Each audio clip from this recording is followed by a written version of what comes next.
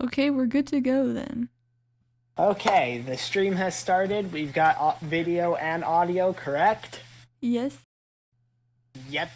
Okay, hello, random people, and welcome to the second episode of the AAA Podcast. Woo! Yeah. Okay, let's pretend we have an audience again. Okay, so we finally figured out how to plant video into our podcast. I know, revolutionary. Like, It totally did not okay. take us a long time to figure that out. Yeah, totally not. We're masters of computers. I mean, we have to be. We grew up with them. Yeah. Okay, so, anyways, I am Johnny Off 14, short for Johnny, just Johnny. And I am Toast, short for Toast. Okay, cool. And over there is Stale Toast. Please ignore that. That's just to fix an audio issue. Okay, so I'm in a pretty high up mood today, Madison. Not just because I'm excited about what topics we're going to be talking about, but also because I just completed my last college assignment for this semester. I am done with college for a long time. So you at the actually very least. passed. Yes, I passed all my classes. Thank God. Online college is way less stressful than actual college. At least I think and hope it is. Mm-hmm. Okay. Anyways, so with that out of the way, let's get to the topic. Let's get to the number one topic of today's podcast. So, Madison, we've been hearing a lot about mysterious MrEnter and a certain opinion about the Turning Red movie. Oh gosh. Yeah, it's Yes. blowing up right now. It's still like we're a bit late to the party here, but it's still relatively new. I mean, it's ancient in internet age, but like we can still talk about this. Hey, I mean, this is the closest thing we've had to a relevant topic, aside from maybe you talking about the Northmen. Oh yeah, speaking of that, YMS actually made a video about the Northmen, and he ranked it the same way I ranked it, a 7 out of 10. Wow. Yeah, irony, huh? So yeah, I guess I'm the new YMS. I guess So you're like a film buff now. So I just watched the new movie, The Northman, and it was pretty good. And also, fun fact, I figured out, thanks to YMS, that the guy who directed The Northman also directed The Lighthouse and The Witch. He's Oh the same yeah, I director. remember seeing that in his video, but I've never watched either of those movies, so. I heard both of them are pretty But good, especially he The said Lighthouse. he said The Lighthouse is one of his favorite movies, so. I mean, that says a Also, lot. the fact that, like, the guy who directed The Lighthouse also directed that movie. It made more sense why Willem Dafoe was in The Northman, because he was like one of the two main characters of The Lighthouse. But yeah, MrEnter. Yeah, Apparently, okay, Turning Red didn't have enough 9/11 in it. Not I historically accurate. I've only watched the main number one clip of this video. I haven't watched the entire video. I've only seen like the clip where he talks about 9/11 in it. Ironically, I actually did a college assignment on 9/11 recently, It all comes a couple together, of days huh? ago. Yeah.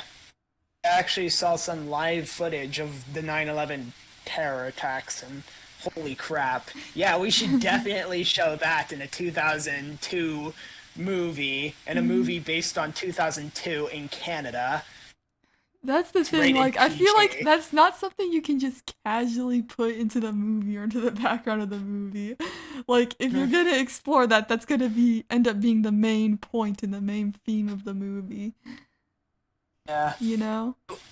Because, Yeah, like, you don't want to half-ass something like that, you know? And 9/11 was a horrific tragedy that's still fresh on people's minds, and to like just sideline it in a movie seems more insulting than anything. Mm-hmm. Alrighty then. I mean, do we really need 9/11 Easter eggs? Yeah, we're just casually watching 9/11. God, we're just casually watching Turning Red, and then in the background there's like some TVs turning to like today is the 1 year anniversary of the 9/11 terrorist attack. Like, mysterious Mr. Enter, what were you thinking, my dude? What makes this even more crazy for me, what makes this even more surreal, I kind of used to be a fan of Mysterious Mr. Enter. I mean, not anymore, now I've unsubscribed from him, but I liked some of his videos. Like, he seemed to be doing better for himself, and then he just whips this out, and I'm just like, Jesus Christ. Yeah, I watched, like, I think 2 of his old videos. Just, I noticed when I was scrolling through his channel, and, like, I remember those being pretty decent. Yeah. But Anyways. didn't he, like, double down on it? I mean, I didn't watch that whole live stream he did. I only watched about half of it, and he seemed to start going crazy on the deep end. But if you really want to see him go insane, you need to look at his Twitter feed. Oh no, what's he up to? Okay, we'll get to that later. First, we need to see the root of the problem, the thing that started it all. Turning Red is a mixed bag, the video, which I have right up here. Alright, yeah, we're gonna do a live reaction. This is new for the podcast. And we're also continuing the trend of making enemies. We're coming in hot after Mr. Enter here. Yeah. We're also making enemies because I'm basically ripping off this concept from Kretosis and the Stag Streams. Heck, you can see his icon right there because I'm actually a part of his Discord channel. If you've seen this Kretosis, I am not sorry. Also, hi Setch. I'll send more lizard assassins for you. I do not need to add context to that. Yeah, I mean, I feel like you don't need to explain that to me. He needs more lizard assassins for tab demolition. Anyways, let's get right to it. The video might be a bit laggy, but you know, that's just how Discord be, unfortunately.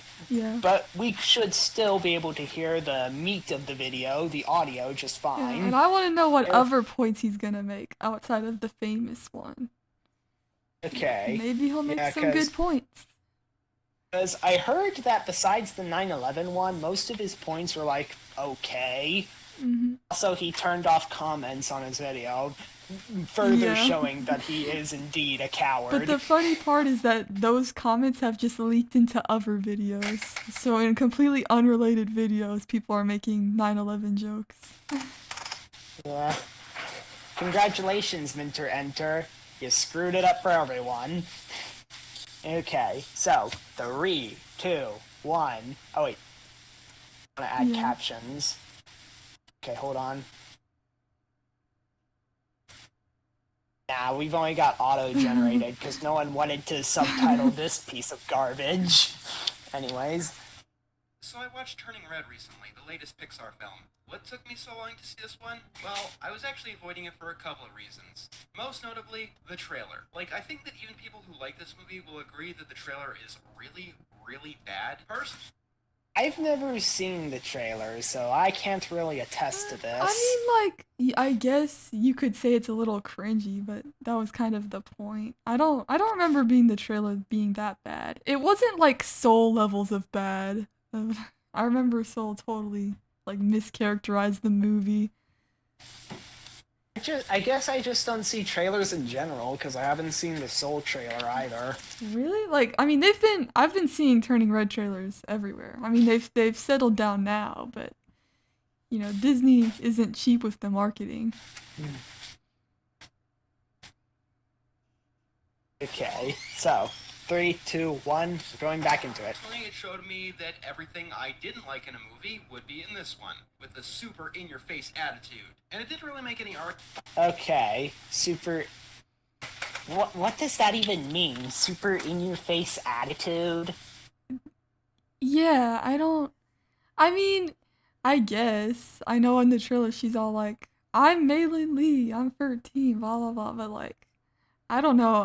I feel like that's a pretty common like character type, you know? Like the I peppy, mean, like, energetic one. there's a reason one of the most iconic openings to a book is literally just "Call Me Ishmael" from Moby Dick. It's because, well, he just he just straight Oh, up I says mean, his name. also it is a kids movie. It's about children. Children tend to be pretty in your face.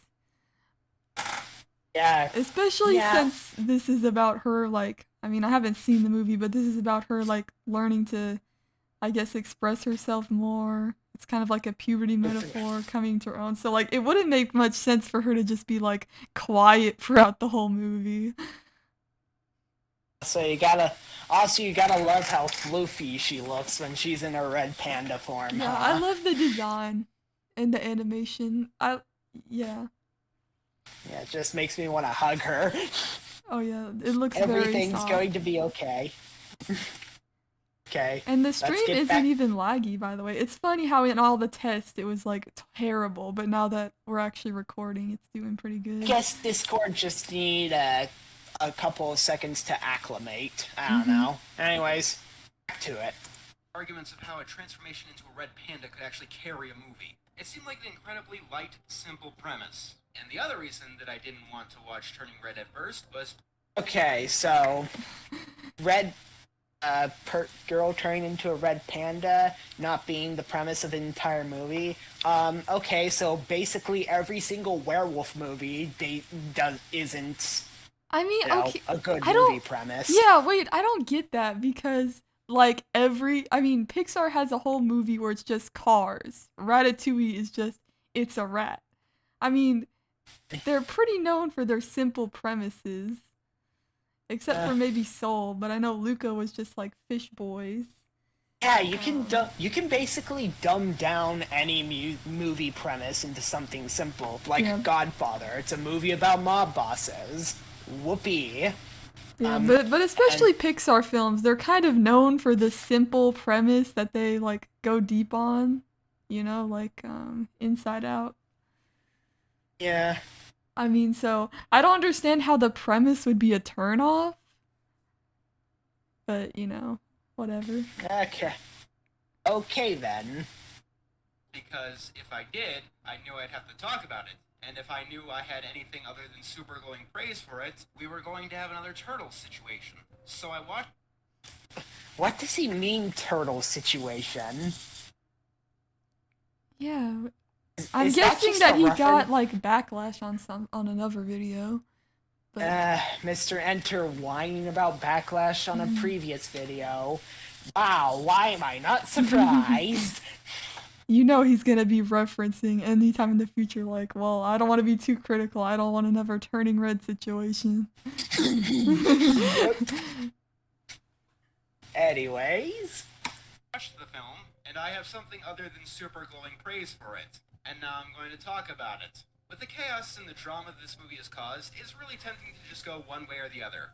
Praise it for being shocking and daring and tackling new ground. Or to go in the other direction and absolutely eviscerate the film. oh dear God, this is the same thing everyone frickin' says about The Last Jedi.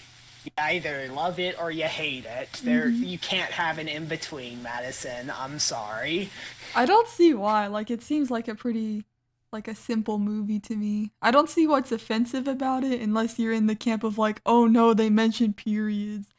Oh no, the target demographic, like it's appealing to girls. It has girl main characters. Oh no. But Yeah. aside from that, I don't see like what would make you hate this. I could see maybe it being mediocre or not your taste, but I don't know what would be like offensively bad about it. But I don't know. I haven't seen Maybe somebody just really, really does not like red pandas. Like, I want to kill every red panda I see. And they just don't like it. But, okay, so. Anyways, Really cementing itself with the Ghostbusters effect. It's not a movie. It's a political. okay. Okay. Okay. I was going to pause saying I liked how she just transformed into a red panda out of nowhere in And that then we video, just but got then that steaming hot take right there. Do not compare the political. Ghostbusters movie to this. Don't you Oh, dare. I haven't no. even seen Turning Red and I'm offended right now. This is not Okay. what like how is this political all of a sudden? Like Because when it Luca had. was about boys coming of age, it's not political, but this is about girls coming of age and it's political. We're gonna have to also watch his Luca video if he ever made one. Now, Oh Madison, yeah, because I you did know what watch you just Luca and I done. liked it. Did you watch Turning Red too? Because I I haven't. told you I haven't. No, I Okay. watched. I guess the only yeah I haven't seen Encanto and I haven't seen Turning Red, but I saw Soul Yeah. recently and I saw I Luca a think while back. I think we can both agree that like we can still call bullcrap on the 9/11 thing. Okay. Anyways, oh my god, I just realized the date on the frickin' camera was 5/11/2002. Oh, we should. Exactly. We need a meme to Photoshop the 9, and then just have like I don't know background noises of 9/11 happening. We also Maybe turned instead into of turning into a panda, she turns into the Twin Towers. Oh my god, oh no. Okay, so anyways, let's see what Mr. Enter is about to say Okay, about I'm already feeling skeptical of the people who said that he would have good points, because I'm kind of already deceiving right now, but maybe he'll redeem himself. Okay, 3, 2, 1. Ghostbusters effect. It's not a movie. It's a political argument. Like Thundercats Roar, High Guardian Spice, or Masters of the Universe Revelation before it, or She-Ra, or I can. Okay, how are any of those things political statements? She-Ra a political statement because it had gay characters. Oh, did you watch that? What? No, but I do know that, like, at the end of the show, the main hero and the main villain make up and become girlfriends with each other. So yeah, I there saw are it. It was lesbians. pretty good. I mean, to give him the benefit of the doubt, maybe I jumped the gun too much. It does seem like he's saying that the conversation around it is political, maybe not the pieces of work Yeah, themselves are political, and just that like maybe. you can't criticize it or praise it without bringing that into it. But still, It's just like, okay, wait, let me go back and hear what he had said earlier about it before. Eviscerate the film. It's really cementing itself with the Ghostbusters effect. It's not a movie. It's a political argument. Okay, yeah, no, it's as bad as we thought. Unfortunately. Okay, oh my god. He is saying that Turning Red is political. Like, how? It's just a. woman. It's just a. There's two. There's only two genders, Johnny. Man and political. Yeah, there's only two sexualities, straight and political. Exactly. Oh my god. I should have seen. Yeah, like, I remember I was watching one of MrEnter's video, and he went on a rant about how he doesn't go to places that require you to wear a mask. Because apparently, if people are wearing a mask, they don't socially distance. Which, okay, that's an explanation, but it's still a dumb one. Mhm. Yeah, because Oh people my are gonna lord. people who don't. It's not like people who don't wear masks are gonna socially distance either. Yeah. And also in his live stream video, he also said, "Well, people just didn't watch the video and just heard what other people had to say about it and just came to their No, own conclusions." everybody's Okay, watching the clip of the video, my dude. I'm watching, yeah, and we are watching the entire Yeah. video, and now you look even worse, Mr. Enter. Congratulations. We've paused like 7 times in the first minute. Yeah. Okay, yeah, this is definitely just Stag 2.0, or more like EFAP 3.0.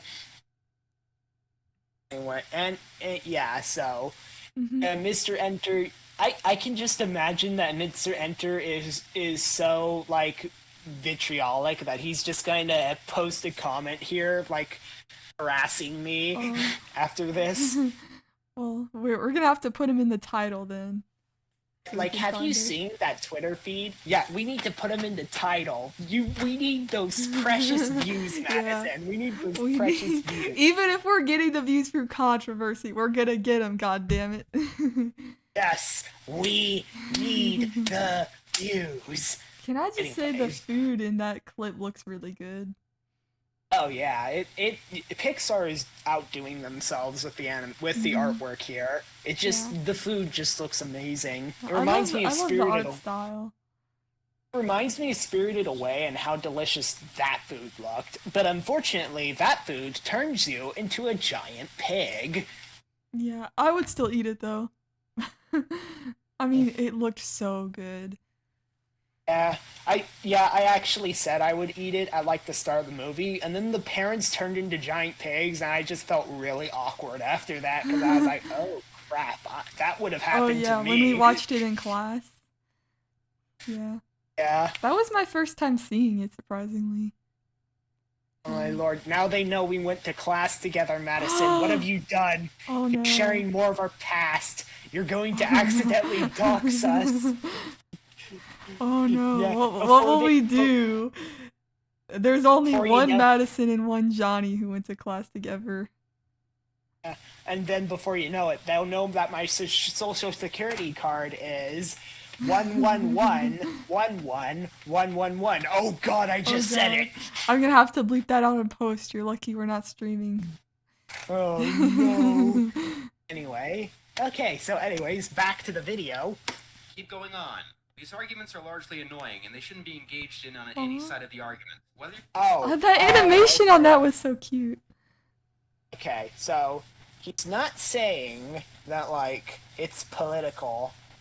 He's saying that it's stupid that people are saying it's political. Okay, so you were right to begin with. Okay. Yeah, that's what I was thinking when he said an argument. Okay, to Mr. Enter, sorry for that one specifically. Okay, but we do not apologize for whatever happens after this point. Yeah. Okay? Anyways. You're a defender or a detractor. If you're a detractor, it elevates the status of the movie and gives it more importance than it really deserves. If you're a defender, you obscure the actual merits of the movie and turn it into a target, which actually... I mean, that's basically what happens with every movie, I guess, right? I mean, like, I get it, but, like, can't you just talk about the movie, my dude? It's mostly like a tame thing to do, but he's mainly just talking about like, oh yeah, all these people are everyone's acting crazy except me, guys. Okay, so let me rewind a bit. Into a target, which actually does hurt the artists in the long run, and hurts the actual political headway of whatever movement you're arguing for even more. Okay. Political headway. Okay, so he's basically saying if you're saying this movie is being political, that makes what you politically believe in seem weaker, I guess. Which, okay. I think I got much to say. Sometimes a political message can be good if it's a good one. Yeah. I mean, basically everything is political. I mean. But we're not going to get into that. I'm not wanting to delve too much into politics because then it's just going to go into a hayfest, and then before you know it, we're going to have a bunch of people in the comments talking about how your political opinions are wrong and here are all these reasons, or you're just brainwashed by the big government, or etc. Anyways, back to it. Oh, that's not even mentioning that you're playing pawns to billion-dollar corporations that have packaged your personal values and have sold them back to you. Okay, yeah. Okay, yeah, that is fair. Yeah, especially looking at you, Disney. Okay, yeah. We've already made our piece about how god-awful the new trilogy was. It was obviously just a cash grab. Disney doesn't care about Star Wars, they just care about making money from Star Wars. Yeah. And that's why I'm like, I'm just gonna stick with the original trilogy at this point. And I guess maybe I could check out the comics and some of the games at one point. But I don't really trust Disney anymore with Star Wars. Although I do really like how, like, from the movie clips we've seen, that, like, the friends just seem completely in on the fact that their friend is suddenly can turn into a giant red panda. Yeah. They're just all for it. Yeah. Like, I'm sure that they were, like, a little freaked out at first, but, like, yeah, they're just embracing it now. Look, Oh, they've yeah, even got me too. merch. I mean, I can respect that. Yeah. Anyways, Turning Red is a mixed bag. Actually, I don't even know if that's the best way to describe it. It is the Pixar film that I am the most mixed on. There are Pixar films that I absolutely love, like Soul, WALL-E, or Ratatouille. There are Pixar films I don't like Cars 2. And then there are Pixar... I mean, that's basically what everyone believes in, especially the fact about Cars 2. Mm-hmm. Yeah, that's the Hey, most let's just- uncontroversial thing he said in this video. Let's just make the most generic spy movie ever, but now there's cars in it. Ooh. I mean, the original Cars didn't really use its premise very much. It could have just been about humans and the same, but it at least felt more fitting and was still like a decent story. Yeah. Anyways, I hope Pixar makes more movies like Luca and Turning Red, honestly. I haven't seen I like either how of those they're movies. doing more like stylized stuff. Like Luca especially, at times it looked like they just took a 2D design and just put it right into 3D, you know? A lot of these 3D movies have been starting to look really samey, especially ever since Disney bought Pixar, and then their movies also looked the same as Pixar's.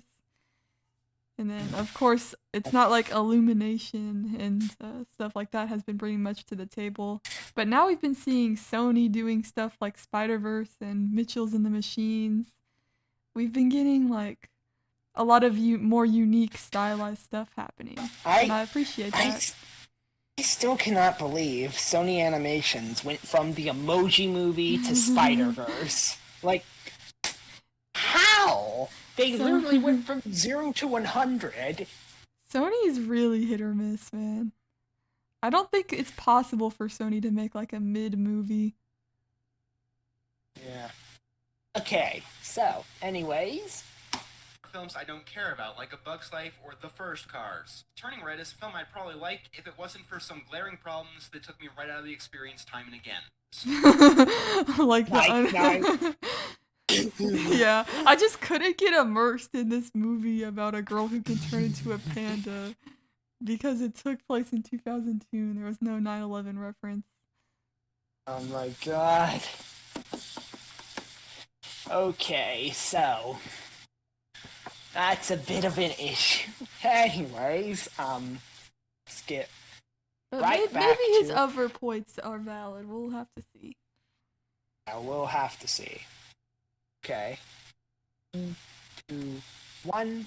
So Turning Red stars an Asian Canadian girl named Mai Lee, growing up in Toronto in 2002, where one night she learns that she becomes a giant red panda whenever she feels any particularly strong emotions. This is complicated by the fact that she has an overbearing mother, is going through middle school, and puberty. That actually seems like a good movie premise. Yeah, that's what honestly. I'm saying. Like, I don't know why the premise was like seemed bad to him, because to me that sounds it didn't interesting. have 9/11, Madison. It didn't have 9/11. I'm still wanting to watch this movie because the premise seems interesting to me, Now he's and I just might making even me, get some nostalgia from it.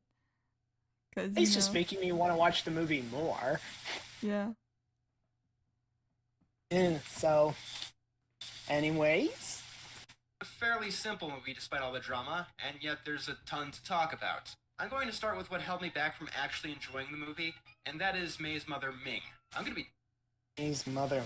Okay, I so have what heard does he some. have? I have heard some complaints about her character being like she's kind of the overprotective mother, and some people think she's a little too over the top. So it's hard They to did say sympathize she with was her. overbearing. Like, she's going to be like the overbearing mother stereotype when she has a suit jacket on. They always give the overbearing mothers a suit jacket. Yeah. Like, is it just me, or is that always the case? Yeah, except for maybe Nicole Watterson. Yeah, but Nicole from The Amazing World of Gumball is like a completely different kind of character. She's not just overbearing. She's an actual demon. I mean, yeah, pretty much every character in that show is like just crazy. If someone were to kidnap Gumball from Nicole, she'd probably go the end. She'd probably end up doing the same thing Joel did at the end of Us Part 1. If you've played that game or if you've seen that ending, y'all know what I'm implying. I feel like she would somehow atomize whoever kidnapped him. Yeah. Anyways? Dead straight with you. I hated this character so much that I thought I would have to stop watching. Meng is a helicopter parent, the type who controls every little thing about their child's life, and are super panicked that a slight deviation from their plan will harm their child. So they... Okay, yeah, that seems like an annoying character. Mm-hmm. I mean, she kind of learns her lesson at the end, but still. Sometimes if you go too far in that direction, people just like... They're just like, no, I don't like you at all. And they don't really care if you've been redeemed. Yeah. But I mean, it is supposed to be like a little comedic over-exaggeration, so I don't know. I mean, it is supposed to be a bit of a comedy movie, right? I guess he just found it more annoying than funny, which, fair enough, that's your own opinion. What's not fair enough is what we're going to get to later. Yeah, I'm just waiting for it at this point. It's like a ticking time bomb. Anyways... create this self-fulfilling prophecy, where they hurt their child so much more than the rest of the world could. Every time that Ming was on screen, I was angry. The two... Oh, and, okay, so, what I was gathering from the movie scenes that he's been showing is that Ming figures out that, like, her best friends are basically selling merch about her being a giant red panda, and then she just starts crapping on her best friends, which, if that actually does happen in the movie, yeah, I can understand why he's frustrated by that. I think, like, all I know is that I think they're trying to go to, like, a concert, and so I don't know why they're making the shirts. I don't know if they're trying to, like, start their own band, or if they're trying to, like, raise money so they can go to the concert, but either way, that probably has something to do with why she's mad. Yeah. Or maybe she doesn't want, like, the red panda's secret to be out or something. Like, she wants her to suppress the panda. I don't know. Oh, man. That just reminds me of Man of Steel. Oh, God. Oh, when the dad literally died. Like, just because... Like, could it not be that hard for them to, like, relocate, get some new, like, identities or whatever after that? Like, I feel like your son watching you die, knowing that he could stop it, would be way more painful than having his identity revealed. Or having his powers revealed. Especially since this is a small town, there's no cameras, like, nobody's gonna believe that. It's just gonna become an urban legend, and you can just move out. Yeah, that's really frustrating. Like, hey, Dad, I want to see... No, let me die. What? But I can just see... Let me die. Are you suicidal? Yes, just go. No! Why were all these people watching the tornado or whatever instead of running? That is also a fair point. Oh, because Zack Snyder needed a dramatic scene. That's why. There we go. Anyways, so, back to the video. The most infamous bits you've probably heard of. When she finds drawings of May's crush and drives her down to the store to show the boy in them what May did. And the other time is when she came down to school. Oh my god, that is the most aggravating That's thing the in scene the that I've heard the most complaints about because of, like, just the actual pain. Like, it's... that's, like, so over the top, like, mortifying to have to go through that. It's just like... She thinks that he's a pedo because she drew drawings of him. Really? Like, yeah, like she thinks that, like, you know, I guess she can't imagine her kid being like horny, so she thinks that like he's like I don't know, like Yeah, influencing her or something. we're not So even she gonna gets like touch very that. mad about that. Let's just continue. Boy in them what May did. And the other time is when she came down to school unprompted to try and give May menstrual pads without any self-awareness that she was doing it in front of her whole class. Oh, Ooh. wow. Wow. Ouch. That I don't know what that feels like because I'm not a woman, but Madison, tell me how that would feel like for you. I would literally die. Yeah. Like right there So in the class. Your soul would leave your body at that point. You'd just be like, I would have an yeah. aneurysm. Screw this. I'm leaving. Bye. Yeah, that is just horrible. Yeah. I didn't even know about that. Yikes. Anyways. There's also a third moment that really struck me, and that's when May goes to Tyler's party, and Ming was so blind to any possible reasons that May might rebel, especially after the first two incidents, that she basically stops May from seeing her friends. What? Yeah, okay, I can see why he was annoyed by that. The worst part is this isn't even like the most unrealistic though. Except for maybe the drawing part. Yeah, I can see like, yeah, especially with what I know about stuff like the Jehovah's Witnesses, I can definitely see this. I could definitely see like parents like this actually acting like this in real life. It's actually really sad. Mm-hmm. Oh, it seems like the mother was supposed to be like an antagonist in this movie. Yeah, basically. And like yeah. Sort of those things where by the end their relationship is better, but at the beginning she doesn't really see the error of her ways. But if the problem is if by the end you're supposed to like sympathize with the mom, but if she goes too far in that helicopter parent, it's like you just hate her. Yeah, especially if like one of the main things I think that annoys people is just like the lack of self-awareness she has, like But that's the thing, it is realistic too, because they're not just gonna suddenly like no, like if she knew she was being overbearing then she wouldn't be doing it. But yeah, that is extreme. That's still frustrating as a viewer and as a kid in that situation, but you're supposed to be like empathizing with May, so it's very frustrating to see that from her. Even if it is realistic. If the movie tries to make you sympathize with her, I can see that being frustrating. But if the movie like doesn't pick sides, that'd be way better. But again, I haven't seen the movie. I think the movie does acknowledge that it's bad, but like, you know, goes in because the mom is a person too. You know, I think she has maybe her mom was overbearing or something. I can't remember like why. I'm sure they. Oh my god! I'm sure they go into her character to a certain extent. Oh my god! I just realized that the main character here is like Asian American, right? So this mother is literally following through on the stereotype of like the overbearing Asian parent stereotype. Yeah. No lie, kind of makes me die a little inside. Anyways.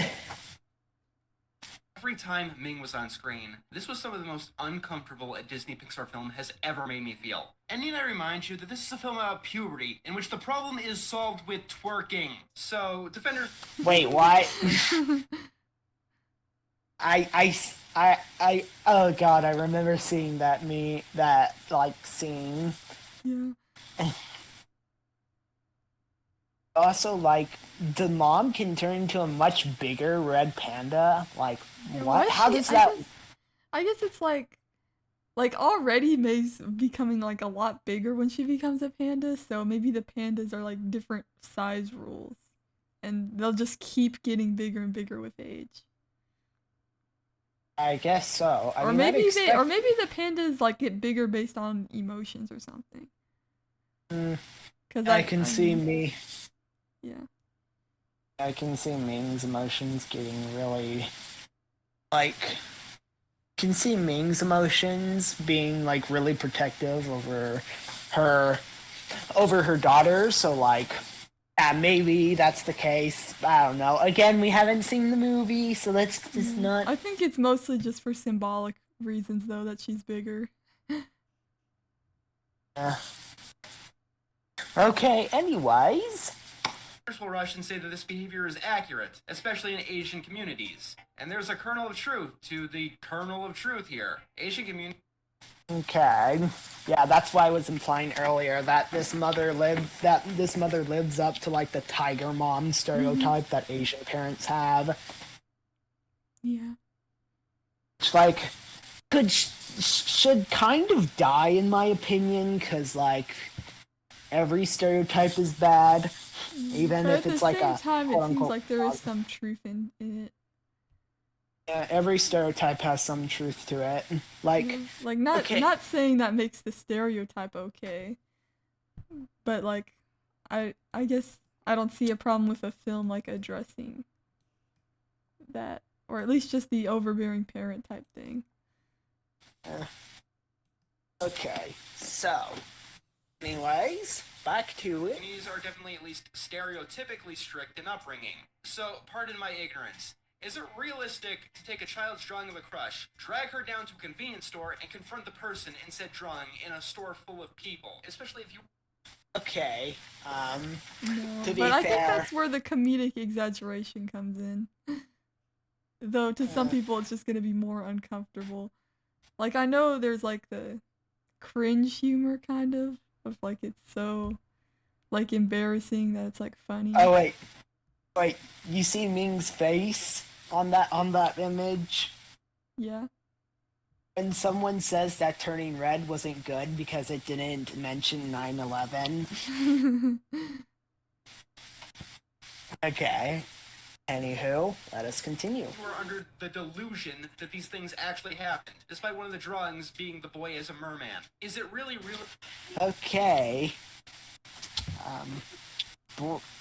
Oh yeah, Okay, I she don't know thinks what... that the things in the drawings actually happened, like, and that's why she's mad at the boy or something.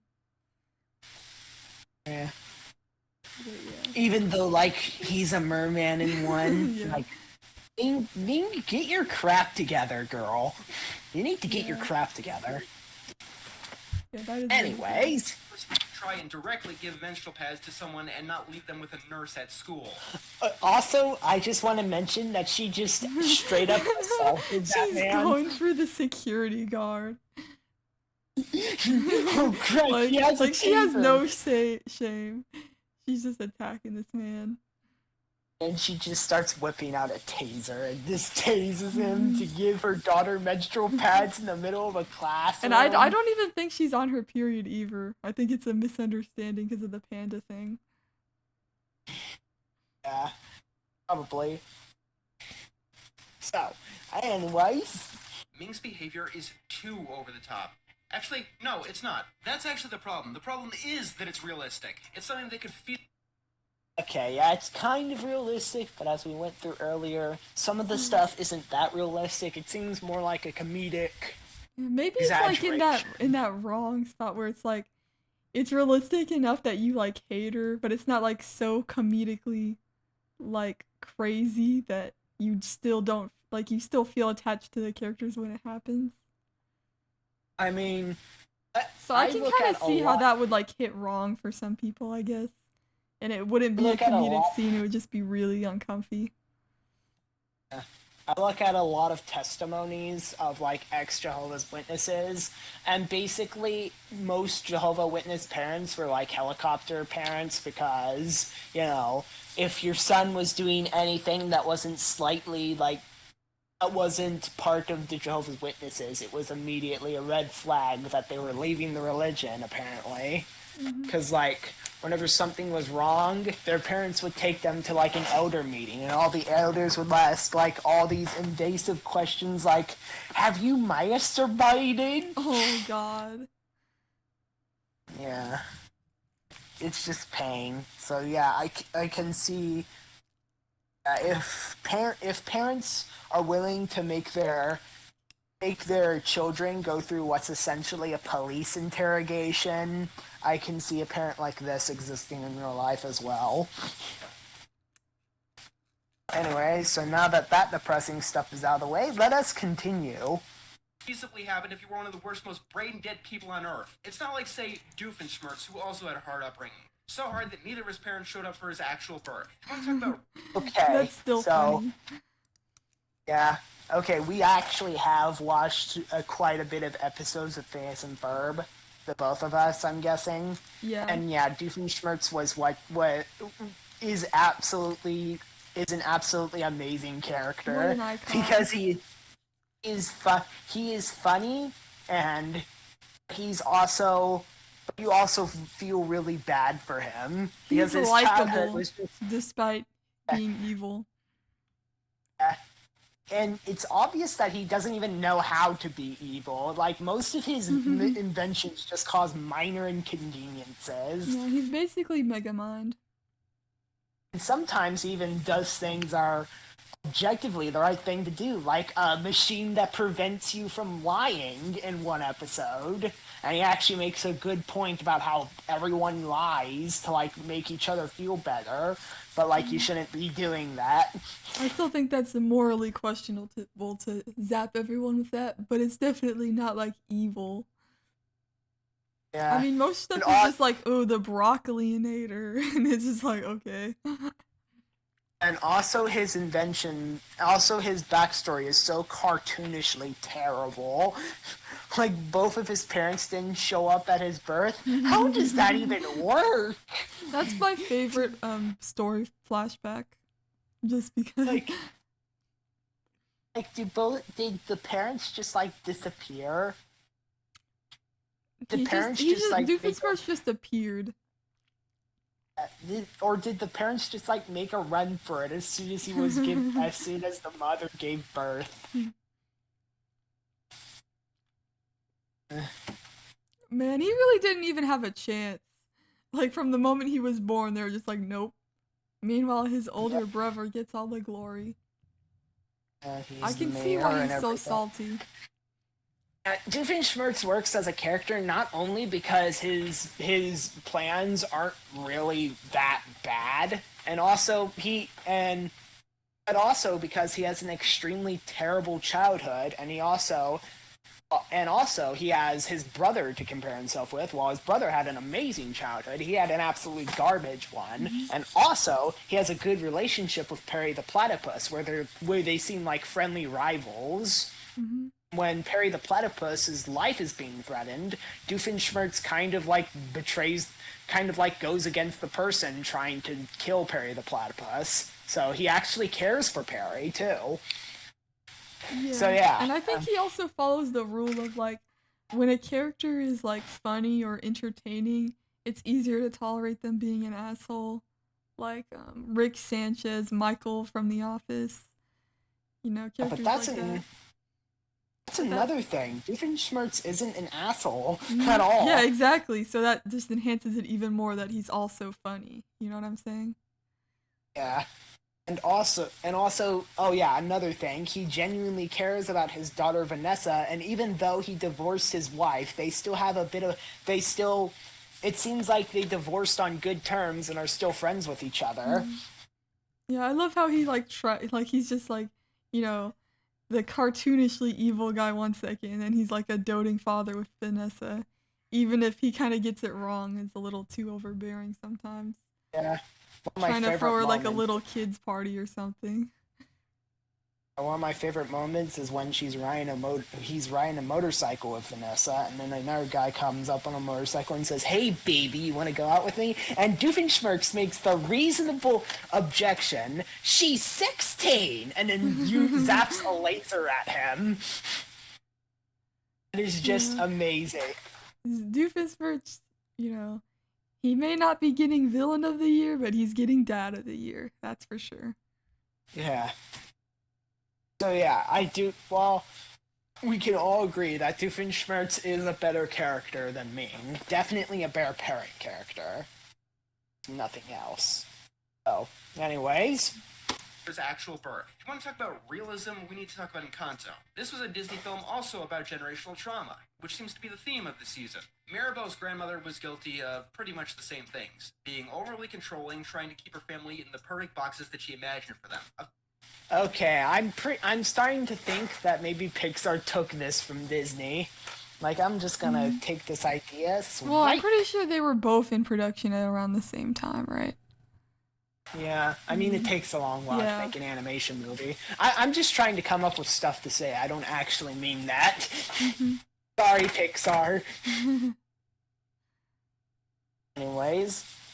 Of course, Encanto didn't make me want to smash my computer because it was subtle. You could constantly understand the reasons that Alma was doing the things that she was doing, even if you didn't agree with them. And in the end, you want to see Alma get better, not have her taken away in the back of a police car. This is like... Yeah, fair enough, but that's classic MrEnter over-exaggeration. Like, he's kind of known for that, although he did chill it down for a little bit. But seems like that wasn't enough, and he's still not a great reviewer because, well, we all know why we're watching this review. I'm surprised. We started off pretty angry, but we are agreeing with some points, though we don't really have the reference. I think it'll come down to the person, whether like they hate this character or not, you know. But I have been hearing enough complaints about it that I can say that it's valid, I guess. And not him being like unreasonable. Anyways, trying to redeem Doofenshmirtz's parents and doing it in a realistic way and have it all heartfelt at the end. This is not a combination that works. Ming doesn't come across as understanding. What was that audio problem? Did you hear that? Yeah, I did. Yeah, I thought that was just on my end, but nope, it was just a problem. Yeah, so MrEnter, fix your audio, I guess. Like we did. Hopefully, yeah, if our dedicated fans remember from our last podcast episode, we actually frickin' my audio was on par with like an Xbox Live thing. I think at the very beginning it was decent, but then it got into Xbox Live territory. And I'm partially to blame for that, so I'm sorry, guys. Yeah. Also, it might have been because I was using my webcam mic instead of my headphones mics, but I'm using my headphones. Webcam, my dude. That was not a smart move. Yeah. Anyways. But yeah, now it sounds all good here. Understandably or realistically strict at any point in the movie. She comes across as psychotic. Luckily for the film, anytime that Ming isn't on screen, the movie gets a lot better. Okay, so... Yeah, again, he's just overreacting about the mom, but if the mom really is as bad as he says he says she is in the movie, I can kind of understand why he's so mad. I mean, I just also watched the full thing, but I mean, I can definitely understand how like people would be mad at her, but I can't imagine being like super enraged just from what I've seen. Oh, that's what MrEnter's brand is, extreme rage. He kind of lost it throughout the years because, you know, it made him look like a psychopath, and not a lot of people and most people who were watching him back in the day just hate-watched him because they were just wanting to see how, like, how extremely bad his hot takes were. I think that phase of the internet where everyone was just screaming all the time, I think that phase is kind of over. Angry video game nerd arguably started the whole trend, but then it just died. Anyways.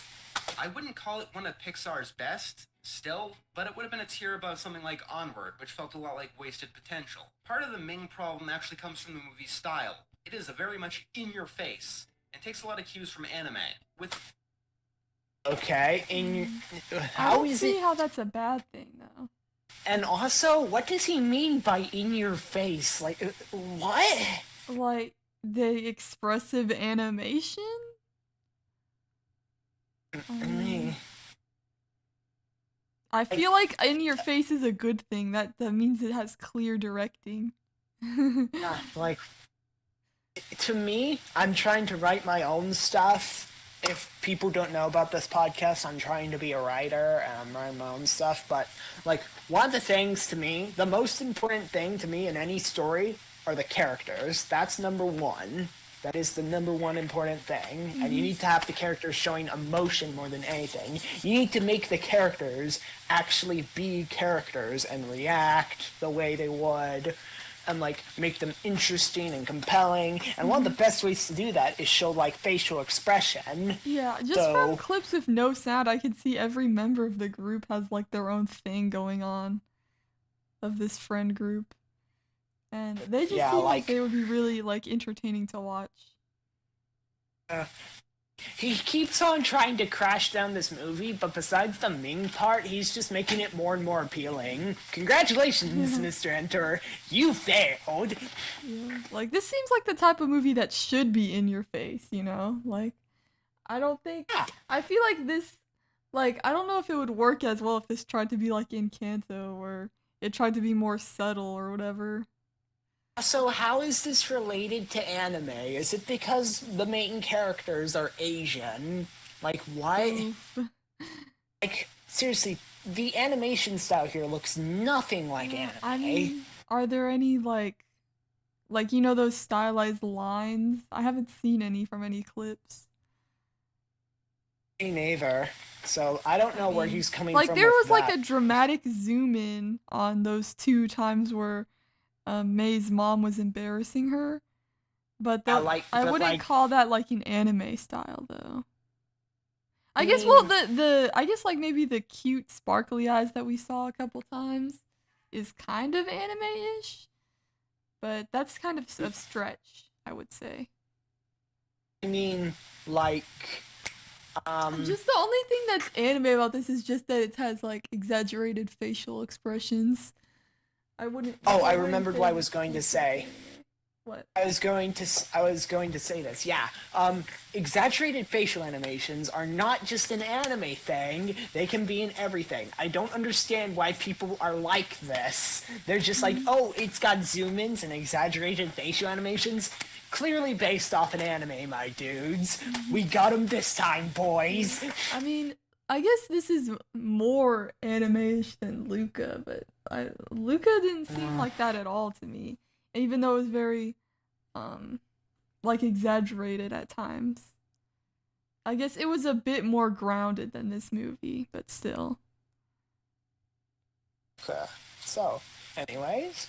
It's even mundane things being shot as over-the-top as possible, which is a baffling choice if you're making something that's supposed to tell some kind of down-to-earth lesson. This movie really feels like it was made for the TikTok generation. I mean, it was, obviously. It was released in 2022. But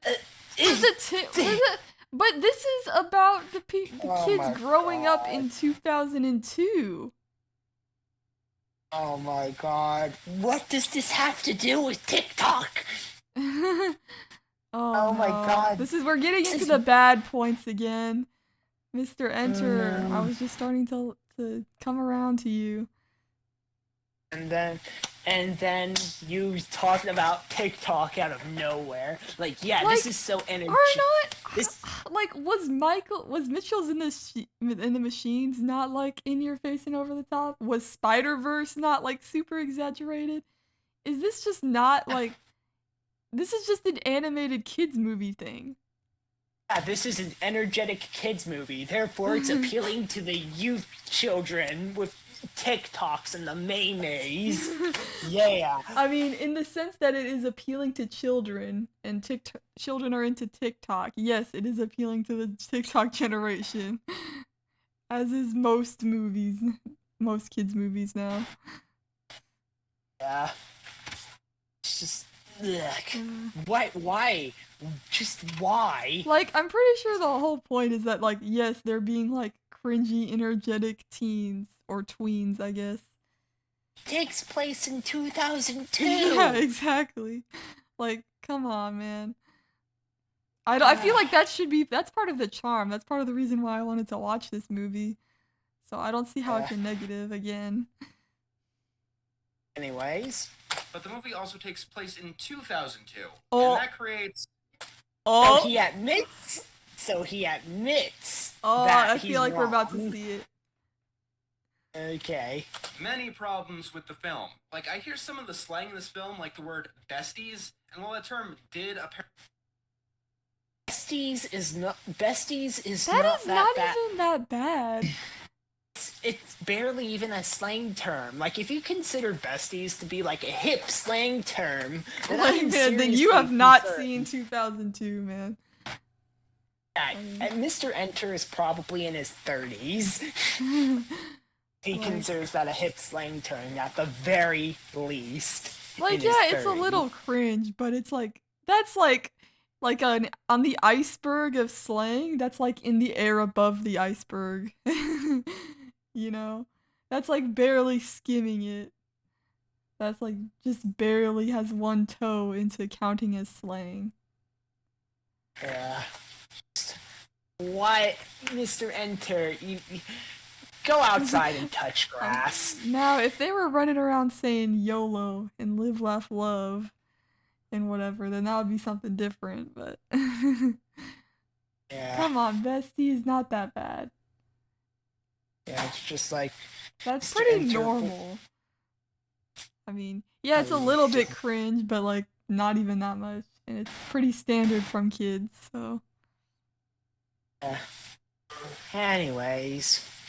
apparently exist way back when, you would not be hearing that in middle school. Yes, you would. Yes, you would. Oh my god, I love how the phone is a jokia. Oh, that's cute. Yeah, that's nice. The movie also overestimates how common cell phone use was among middle schoolers at the Oh my gosh, Okay. if God forbid it's not realistic. You can't. Yeah, we can't have kids on the cell phones in Madison because it takes place in 2002 and cell phones are old back then. I know they were Nokias, but I still feel like they weren't that uncommon. Like, I mean, I don't know. It might have been different in Canada too than it was in the US for how common they were. But like, it doesn't Okay, seem that like out of realms for like at least a decent amount of the kids to have cell phones. Like, Okay, because parents want to keep in touch with kids and stuff. To be a bit fair to Mr. Enter, I don't think like every single kid had a cell phone back in the day. Like, Yeah. I can see like a couple of kids sneaking cell phones in, but like everyone, I don't. Yeah, I was thinking more like a fourth or like a third or like a half. That sounds more But the- realistic. Okay. But then again, I don't remember. I wasn't in school until. Yes, I heard.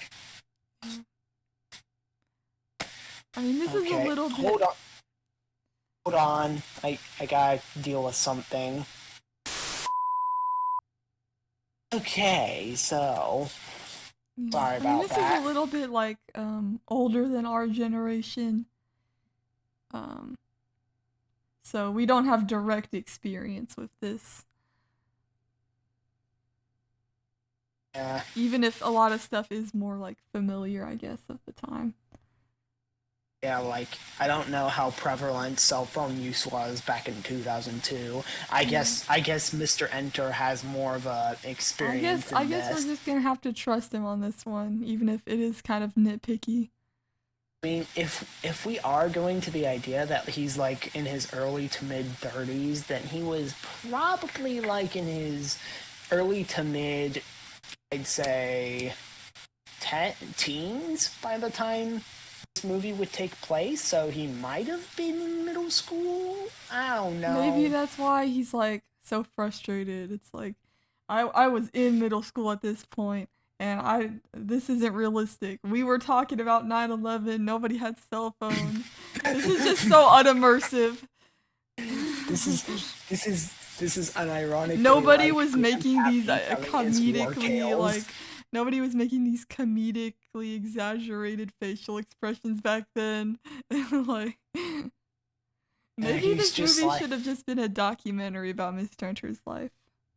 It's just like it's okay, Mr. Enter. Go back to taking your pills. Back in my day, people didn't use cell phones as much. I know.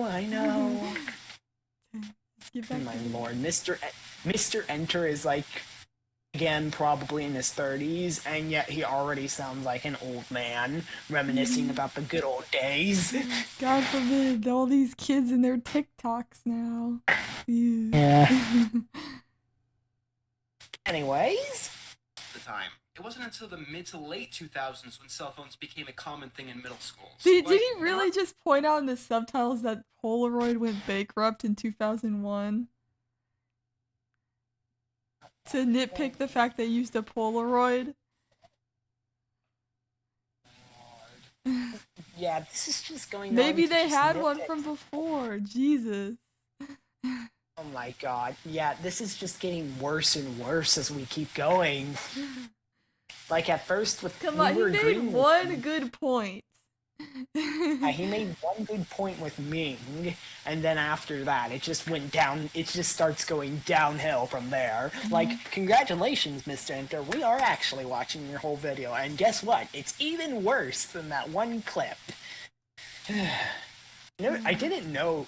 I was worried because I thought we wouldn't have much to talk about in this video up until the 9/11 point, but now I'm not that worried because if the rest of the video is like this, we should be... Like, I feel like after the 9/11 point, it's just gonna get more unhinged. Like, I don't think you can go back to reasonable criticisms after that if you're scraping the bottom of the barrel at that point, you know? Yeah. Anyways... The family was rich. Even the adults at the time would be using beepers. The anime Beepers? Huh? What? You're gonna have to rewind a little bit. Okay, let me hear what he had to say. became a common thing in middle schools. Like, unless the family was rich, even the adults at the time would be using beepers. Oh, so he's just saying that the phones are unrealistic, and even the adults wouldn't really have them. Okay, whatever. Okay. The family does look pretty wealthy. I mean, just look at their look food. well off. And the mother's constantly wearing suits. Mm-hmm. And the dad is wearing a nice polo shirt too. So and again, this takes place in Canada, which, I mean, I don't know. MrEnter isn't from Canada, right? I'm pretty sure he's not, yeah. So, like, things could have been different in that area. You know, maybe in the school that you went to, in, like, the area that you went to, you know, phones weren't common, but maybe, like, for the writers of this movie, in their area was, like, more well-off. Maybe it was, you know? Like, again, that just seems kind of nitpicky to me. Like, very nitpicky, actually.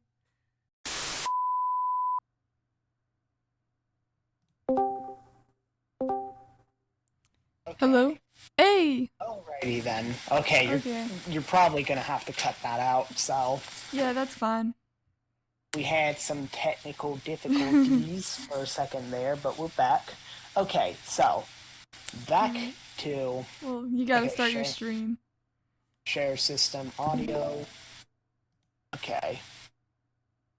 Now, let's do a quick test to see if it's working again. Was rich. Yep, it's perfect. Time would be okay, good. The anime style also feels off due to the time period. Okay, so what? So now the animation style is wrong because of the time period? Yeah. You can't have this animation style in 2002? Yeah, like you can't have anime references in 2002. Like, my dude, anime existed in 2002. It wasn't as popular as it is today. God no, but like it did exist. Like Dragon Ball's, I'm pretty sure like Dragon Ball Z came out at this point. Yeah, Dragon Ball Z came out and became popular in America at the time this movie came. At this time, this movie takes place. So let's see what he has to say about this. What's his reason? And also, and again, there's an Asian aesthetic because, well, you know, the characters are Asian, so again, another reason why the anime aesthetic doesn't really go crazy. Also, a movie can take place in 2002, have an anime aesthetic, and it won't be out of place. Like Akira takes place in the way future, and it's an anime movie. So, are you gonna criticize that for acting And I'm like sure anime? there's a ton of animation styles that are in all like medieval times, Yeah, you see, ancient times. the anime style seems pretty out of place and Spirited Away because of the time it takes place in. Like, screw off. Yeah. While anime did exist in the West, obviously, besides Oh, so you admit this point is bullcrap. Sailor Moon or Dragon Ball, Pokemon or Yu-Gi-Oh, it was Oh, so that's a lot of names. Like, he says that anime wasn't very popular, then names a crap load of animes that were popular at the Yeah, time. Pokemon is like super famous. Yeah. And you already mentioned Dragon Ball. Yeah. I guess especially back then, because at the time Pokemon Red and Blue came out, and that was like a whole thing, because oh my god, look at all these animals in this video game, this is incredible. And maybe even Pokemon Gold and Silver came out, which was its own thing. Like, oh my god, that game got a sequel, and now it has even more crazy animals. This is awesome. Anyways. pretty niche until like 2005. Then it was Wait, did he just say it was niche? All that stuff he just named? Pokemon? Didn't that show come out like... Didn't the original was in the 90s? Oh my god. Pokemon. Oh my god. I just got done explaining how Pokemon was pretty popular back in the day, and then he's just like, they were pretty niche. Like, You're no. kidding. No, like... Only getting popular in 2005. Okay. Oh my lord. That's just ridiculous. Like, maybe that's when you got into the Mr. Enter, but they've been around. Yeah.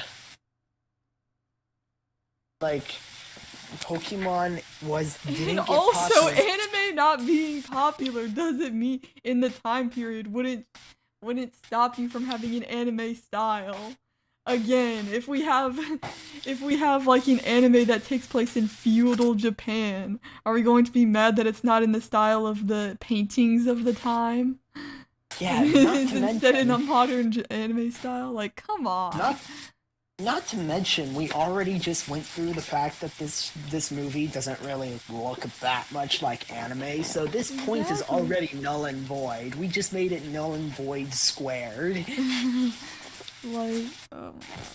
Like, it just seems like he's mad that a movie that takes place in 2002 is still a kid's movie and is still going to appeal to modern kids to a certain extent. Oh, wow. A kid's movie wanting a kid audience? No, that's too crazy, Madison. Oh my god, this is just getting worse. It's not like this is the first Pixar movie to not take place in the modern day, but go off, I guess. This is just getting worse as we go on. He had one good point he stretched out for a little bit, and then now it's just him complaining about the style. Way too much, actually. It's surprising. Like, is it that bad? I don't get it. I think it looks good. Yeah, it does look good. The animation looks very clean and crisp, and it looks very super appealing. Expressive. It's just entertaining just to watch, even without audio. Yeah. I mean, I've been enjoying the clips you've been showing. Mm-hmm. Anyways. We started getting tricklings of things like Zatch Bell, One Piece, and so on. I mean, anime... Okay. As someone who's read One Piece, what is the similarity? Like, I guess in the most vaguest way possible, but that's also... I mean, this style has more in common with Steven Universe. Just because I know I've heard people complaining about the whole bean mouth thing. Yeah, also, like, he said one anime didn't really get popular until One Piece started coming out. Like, was One Piece that popular? Like, it's not even that good of an anime show. it has that. It was very popular, but I also agree that it wasn't a good anime, and you should definitely read the manga. Anyone watching? Yeah, and but again, One Piece is another show that came out in like the 90s or at least the 2000s. Let me see. Yeah, and also like the One Piece anime follows that trope of anime shows where it takes 1,000 episodes for the characters to do anything. Like, oh my god, he's about to cast a fireball. That was the worst crime. Like, I don't know about the modern One Piece episodes where I'm sure like the animation and maybe other elements have improved. But at least if we're talking about, it says the first episode came out in 1999. So, One Piece would have been going for 3 years by the time this movie came out. But again, that has literally nothing to do with this movie. It's not like they made a One Piece reference. But anyway, like, that's the biggest crime of the One Piece, like, episodes that I've seen is the pacing. Because the pacing was so perfect, just chef's kiss in the manga. And they really bogged it down. I mean, it was always going to happen to a certain extent when translating from comics to animation, but they even added just general filler and dragged it out, which was such a huge shame. Yeah. Because the fast pacing was like really good, especially with the comedic aspects as well. I could go on and on about One Piece. The characters are some of the best characters that I've seen in any piece of media. Yeah, okay. So let's get back to Turning Red. Okay. 3, 2, 1. Definitely was there, don't get me wrong, but it wasn't the styling of the time. Speaking of which, by 2000... What? This isn't... Did you want this live action? Like... Wait. Like, of course, these characters aren't the stylings of the time. Wait, okay. I can't right now. My mind genuinely blanked out there. Let me watch that again. Was there, don't get me wrong, but it wasn't the styling of the time. Speaking of which, by 2002, boy bands were on the way out. That is... No, they were not. No, boy bands were still a thing. They were a thing when I was around. I remember Hannah Montana, Like, has he ever heard of One Direction? Like, what? The Jonas Brothers, that's the one I'm trying to remember. The Jonas Brothers were huge when I was young. Yeah, I was born in 2002, and the Jonas Brothers were still huge when I was young as well. So, yeah, again, MrEnter's point is null, void, and just extremely dumb. I just can't get over the styling of the time. Like, you know how different styles have... Like, just look at all of the modern movies that are set place in the modern day, and look at how different all of those styles are. Since when does the style have to match what was popular at the time period? I just can't get over how stupid that take is. Okay. I think we're about to reach that point. Okay, let's keep going and see what happens. It's literally the year that Justin Timberlake went solo, effectively ending the craze for a decade. No. A decade! Okay. No. I didn't even know Justin Timberlake was in a boy band. Like, honestly. Again, I think he's speaking from personal experience. I'm sure, like, at his age, his peer group stopped getting into boy bands because they grew up.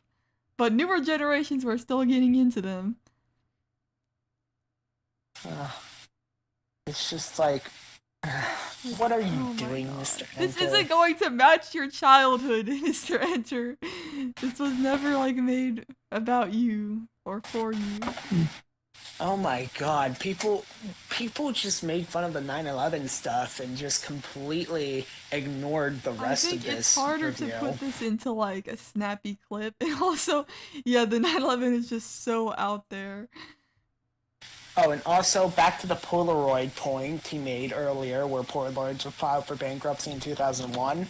They could have got the Polaroids way before 2002. Like, I remember some people just, like, hoarded those Polaroid cameras and kept them around for, like, years and years. They could have had, like, an old Polaroid camera.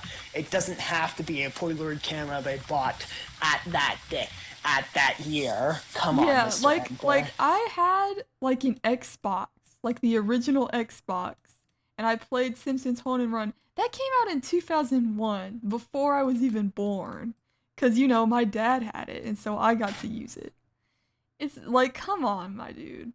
It's not that crazy that they would have a Polaroid. Yeah, just it doesn't have to be hyper realistic to 2002.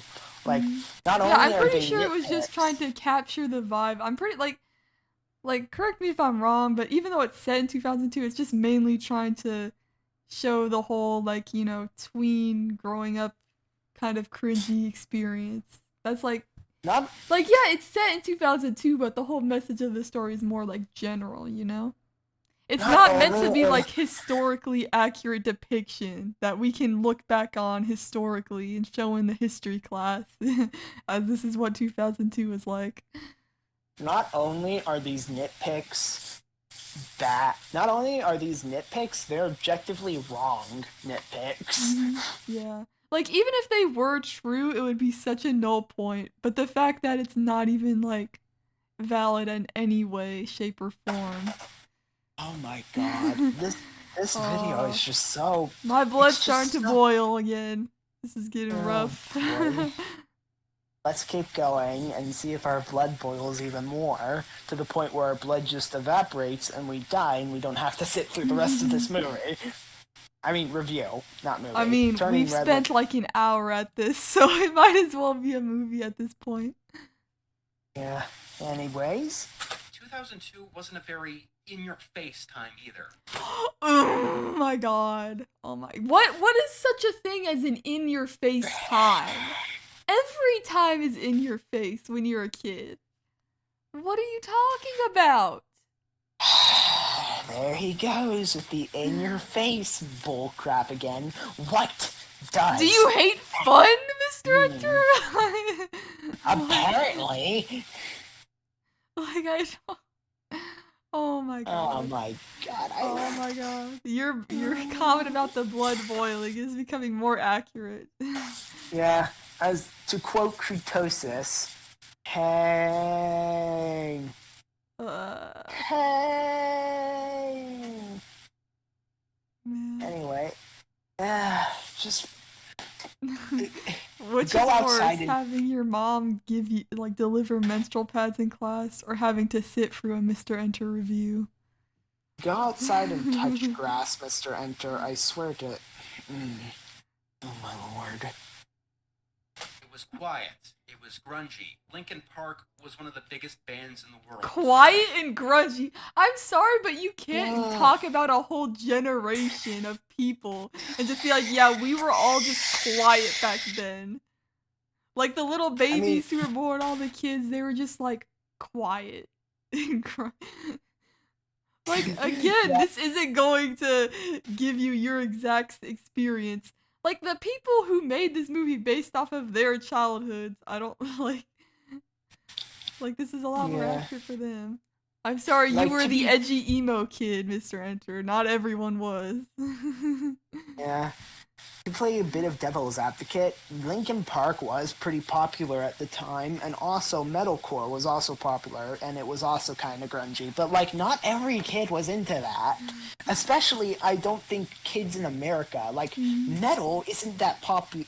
I don't think is as popular in Canada as it is in America. The American metal scene is absolutely enormous. The Canadian metal scene... I don't want to be too mean, but this seems very American-centric view. Because, you can't just be oh yeah, 2000, what does he mean when he says, 2002? Because, just his area? Because we know it's not, Linkin Park was not this widely popular thing all over the world. This is your brain, cracks egg. And this is your brain on American bias. Yeah. Anyways. Everyone was emotional and full of angst. Like, there's... Oh no! Not everyone. There were plenty... Are you telling me not a single kid, there was not a single, like, fun friend group of girls just messing around? Not a single kid was just happy back then. Or just, like... Yeah, all kids were messing around and depressed. being dumb. Every single my kid was God. depressed, Madison. I just... I don't... And here he goes. He's about to negate his point again. He's about to explain how there was actually an emo kid in the school that perfectly describes what he's talking about. But he's gonna be like, but that's not enough. The whole school should have just been this kid. Yeah. Oh my god. Why aren't people talking about the rest of this video? Oh my god. I don't know what I expected, but it was not this. Anyways. The guy in the school who has this emo look, and yeah, that is 2002, right there. The whole movie should look like that. He actually said it! Oh my god. We should have, like, really washed out colors. We should have May, like, slumped over. Her whole arc should just be her wanting to be emo. If people saw the other parts of this video, oh my god, the memes would be so much varied and better, and MrEnter would have such a big, humongous fit about it. Everyone's just been sharing that one clip, but we need the clip of him saying the entire movie should just be emo. Like, I'm sorry, what school did you go to that everyone was like that? I don't, and what makes you think that applies to every school in Canada? It's just I can't right now. I actually can't. This just keeps getting worse and worse. We're not even to the 9/11 bit yet. This whole section, I thought we were about to get into it when he was like, yeah, the fact that this takes place in 2002 poses some problems. I'm like, oh, here we go. No, he's still been going off. Anyways. And that's partially because there's an elephant in the room that you do have to realize if you want to say, golly gee, let's set this film in 2002 for no reason. Here we go. Here we go. Oh, here it is. This is it. The clip. The moment we've all been waiting for, ladies and gentlemen. It was worth the wait. We've all been waiting for. Here we go. I can't believe that the rest of the video was also like this. Holy crap. Okay, here we go. This film takes place less than a year after the September 11th terrorist attacks. I bring this up because it radically altered the culture of the time. Yeah, especially in Canada, the country where it didn't happen. Ways to make this movie feel exceptionally ignorant of the time. Since we're already talking about the 9/11 stuff, kinda, I want to bring up a fun little point. Radically altered the culture of the time, and ways to make this movie... Red pandas actually do this in real life. When they get, when they're, fearful or something, they put their arms up to make themselves look bigger and more intimidating. They do oh my god, and they I don't also understand. Does he think that the whole point of this movie was to be, an accurate depiction of 2002? The point of the movie is about coming of age and metaphors for puberty and stuff like that. And dealing with generational trauma and overbearing parents. It's not, is this movie called 2002? No. You could easily... Back to my talking points about writing. As I said earlier, number one is characters. Right below that is world building. Characters first, world building second. This movie focuses mostly on the characters. It barely focuses on the setting. So why do you think this entire plot could have been taking place 9/11? Yeah, this exact movie could have taken place in like pretty much any other time period. I don't think the time period was like very relevant. It was just the setting that they chose, you know? So it's not like this like hurts the movie or the story or the viewing experience in literally any way, unless you're Mr. Enter, apparently. Yeah. Every movie needs to be extremely deep and complex and be like a documentary on the human psyche, or else it's not a good movie. At least according to Mysterious Mr. Enter. He basically wanted this to be like a documentary about Canada in 2002. It should have just shown just an average kid. Like, it's just an hour of the kid doing homework or some shit while listening to Linkin Park. Would that get us a 10 out of 10, Mr. Enter? Like, literally, any changes that he's, like, suggesting would literally make the movie worse. Like, yes, it would. Like, the whole reason I wanted to watch this movie is because it looked like, you know, fun and energetic and kind of capturing that whole feeling of being like a 14-year-old but Madison. kid. And that's in the face. And he wants it to be, like, just, like, very edgy, emo, and talking about 9/11, which would distract from the story. Like, I think there was a rule that the Closer Look said about how, like, if a scene doesn't like do anything for the story, you can just cut it out.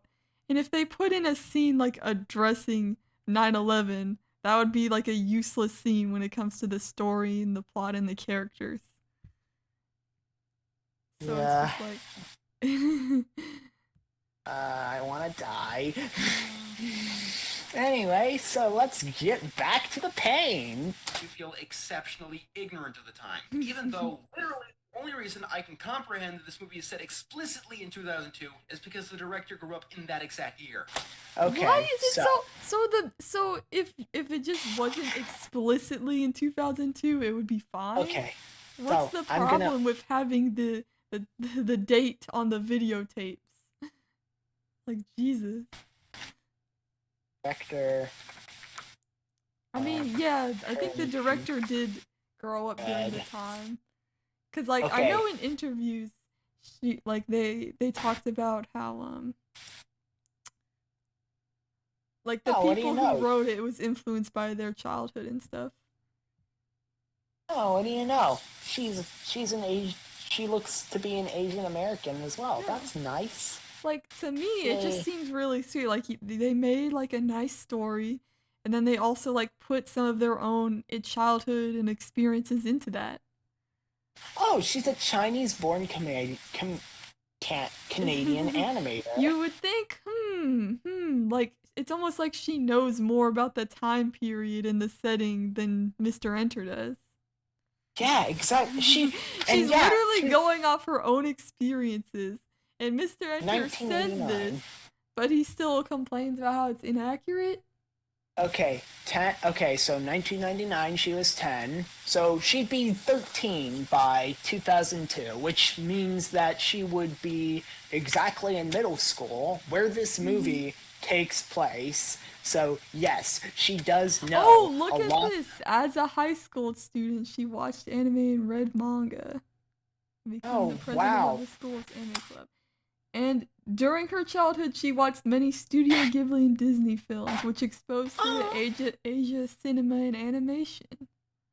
Yeah, that's actually really nice. I'm glad that she was able to make a movie based off her experiences in her childhood. That's actually really sweet. Yeah, it's almost like a nice personal touch to the movie. And the fact that, like, Mr. Enter is, like, sucking all of that, trying to suck all that out of the movie and shove his own dramatic bullcrap into it is just so sad. Like, he's literally complaining, how dare anyone have their child experiences into the film? I want my childhood experiences to be in the film. Yeah, no one can have fun with their childhood except me. Like, what the heck? Yeah, it's just... Mr. Enter, go outside and touch grass. Just start touching the grass. We still have the one good point he made. Which, even that, he dragged on that point for a while. Okay, anyways. Yes, this film takes place in Canada, not the United States, but all over the Western world. Canada, America, the UK, much of Europe. People were paranoid because 9/11 wasn't the only terror attack that had happened. Okay, so do you think kids care about 9/11? Do you think they care? I don't get it. Does he want this coming of age story to have the kids just be paranoid and feared for a terrorist attack? Or does he want the whole, movie to be changed and to just show these kids coping with 9/11 and dealing with that? And that's just the movie. Just showcasing the time and being accurate for the time doesn't make a good story. Doesn't make good characters or a good character arc. Honestly, I hope Dami Shi makes more movies like this. Mm-hmm. Because, yeah, he's literally doing the thing of, I know there's, the cliche of the conservatives, complaining about this movie because it doesn't appeal to them. Oh! How dare this be about, an Asian woman in Canada. Oh. It's boo-hoo. According to Wikipedia, Dami Shi, the first woman with solo director's credit on a feature film for Pixar. Really? Wow. That's long overdue. Although she was also an animator for other Pixar movies like Inside Out, Incredibles 2, and Toy Story 4. She made that short Bow. I think that's the one with the dumpling. I really liked that short. Yeah, so she's really good with this stuff. Yeah, that short got me really emotional just from that little short before the movie. So now MrEnter is making us want to watch this movie more and more. Yeah, he's just giving me selling points right now. Oh my gosh, I get to see an experience different from mine. Wow. Yeah, also, to most people, that's a good thing. You get to see the director of a short film you really liked make a full feature-length movie. That's also really cool. Anyways. It was the major theme of the decade. No, it was not. I have to wonder if he also complained about, because I know the director of Luca, or the writer or whatever, also put their childhood experiences into the film. But I never see people complaining about that movie. At least not in that way. And same thing with the art style. People complain about the beam mouths of Turning Red, even though Luca did the same thing. So, I'm just saying, it's kind of weird the extra hate this movie has been getting. I have a feeling it has to do with the fact that, these are women. Yeah. Oh, don't say that, Madison, or else you'll be lumped in with woke culture. Oh no, I'm making it about politics, just like MrEnter complained about at the beginning. Yeah. Everything. If you talk about how, hey guys, isn't it weird how these people are hating on this movie, even though it's pretty similar to this other movie many people didn't have a problem with, and this one has more minorities in it, and the other one doesn't. You're immediately just called retarded woke person on Twitter, I guess. Even though I'm pretty sure you don't even have a Twitter account. Yeah, pretty much. I guess it's this one is just too in your face. That's totally the only reason, guys. And also because I'm guessing we're getting a bit into politics here, because Mysterious MrEnter is just shoving his own politics in this video. Mm-hmm. Oopsie daisy. That's what you get, Mysterious MrEnter. If you talk about your politics, other people are going to talk about their politics. Get screwed. Anyways. I can understand not wanting everyone to be so fearful, as that goes against the tone that the movie is trying to establish. But then you have very awkward moments if you actually were there and you do actually remember the time period. Like, the moment with... This entire review is just MrEnter complaining, oh, this takes place in a time when I was alive, but this isn't, my experience. This isn't what happened in my childhood. Therefore, Oh my movie God. bad. Also, this video is titled Turning Red is a Mixed Bag, but he's saying nothing good about the movie. Yeah. And all of these bad points are very nitpicky. Like, it seems like he's struggling just to get it to mixed bag status. Oh my Aside God. from, like, the one complaint about the mom, which was a valid complaint, I'll admit. Yeah. The rest of this has just been, like, just complete, just nonsense. Yeah, oh my God.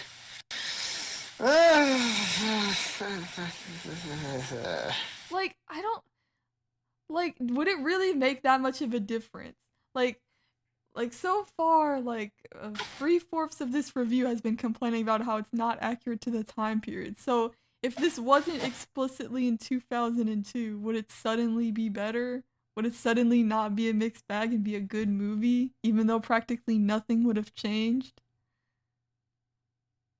Yeah, I guess. MrEnter just wants all the fun drained out of this movie just so it can be realistic. Mm-hmm. Like, to me, Anyway. it just seems like he didn't personally resonate with the movie because he's not really the target audience, and he's just desperately trying to find reasons to, like, explain why. That makes it, like, objectively bad, you know? Dude, if you just didn't like it, just say you didn't like it. It's okay. But no, you had to go on this it's okay. crazy This movie diatribe. wasn't for you. But it just seems like he's trying to, like, understand why he didn't like it so much, and then just coming up with all these nitpicks. Even though, like, it's just, like, way over exaggerated. This movie is this review is literally just MrEnter slowly devolving into insanity, and I'm all for it. Anyways, back to it. Like, the moment with Ming, this strange adult standing outside the school with a box. An adult that no one wants to account for, completely trying to obscure her appearance and getting attention of the kids in the school. Okay, what is he implying? I thought he would be talking about how because the she's man... a strange woman in front of the school, therefore they should be afraid that she's a terrorist? I think that's what he's saying. Oh my God. No! Oh my God. This scene should have just had the mom be tackled, I guess. I think the kids should have been crying terrorist and running. Not everyone was constantly thinking about 9/11 in 2002. Man, I want to know what MrEnter's childhood like. He's like being emo, depressed, constantly thinking about 9/11 and worried about an attack on his school. Oh my God.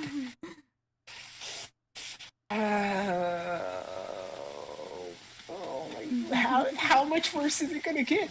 How much worse is it gonna get? Let's go. Like, dude, you ran out of good points ages ago. This review could have been 3 minutes long. It could have just been called I Don't Like Ming and Turning Red, and it would have just as much substance, if not. Oh. Anyways. In Real World 2002, she wouldn't just be confronted by the school security guard. She would be tackled by the police and hauled in. She also wouldn't. In real life, a red panda wouldn't be running on the rooftops after her mom. Like, Jesus. Yeah. Like... MrEnter. He sounds like those gamers who only care about realism.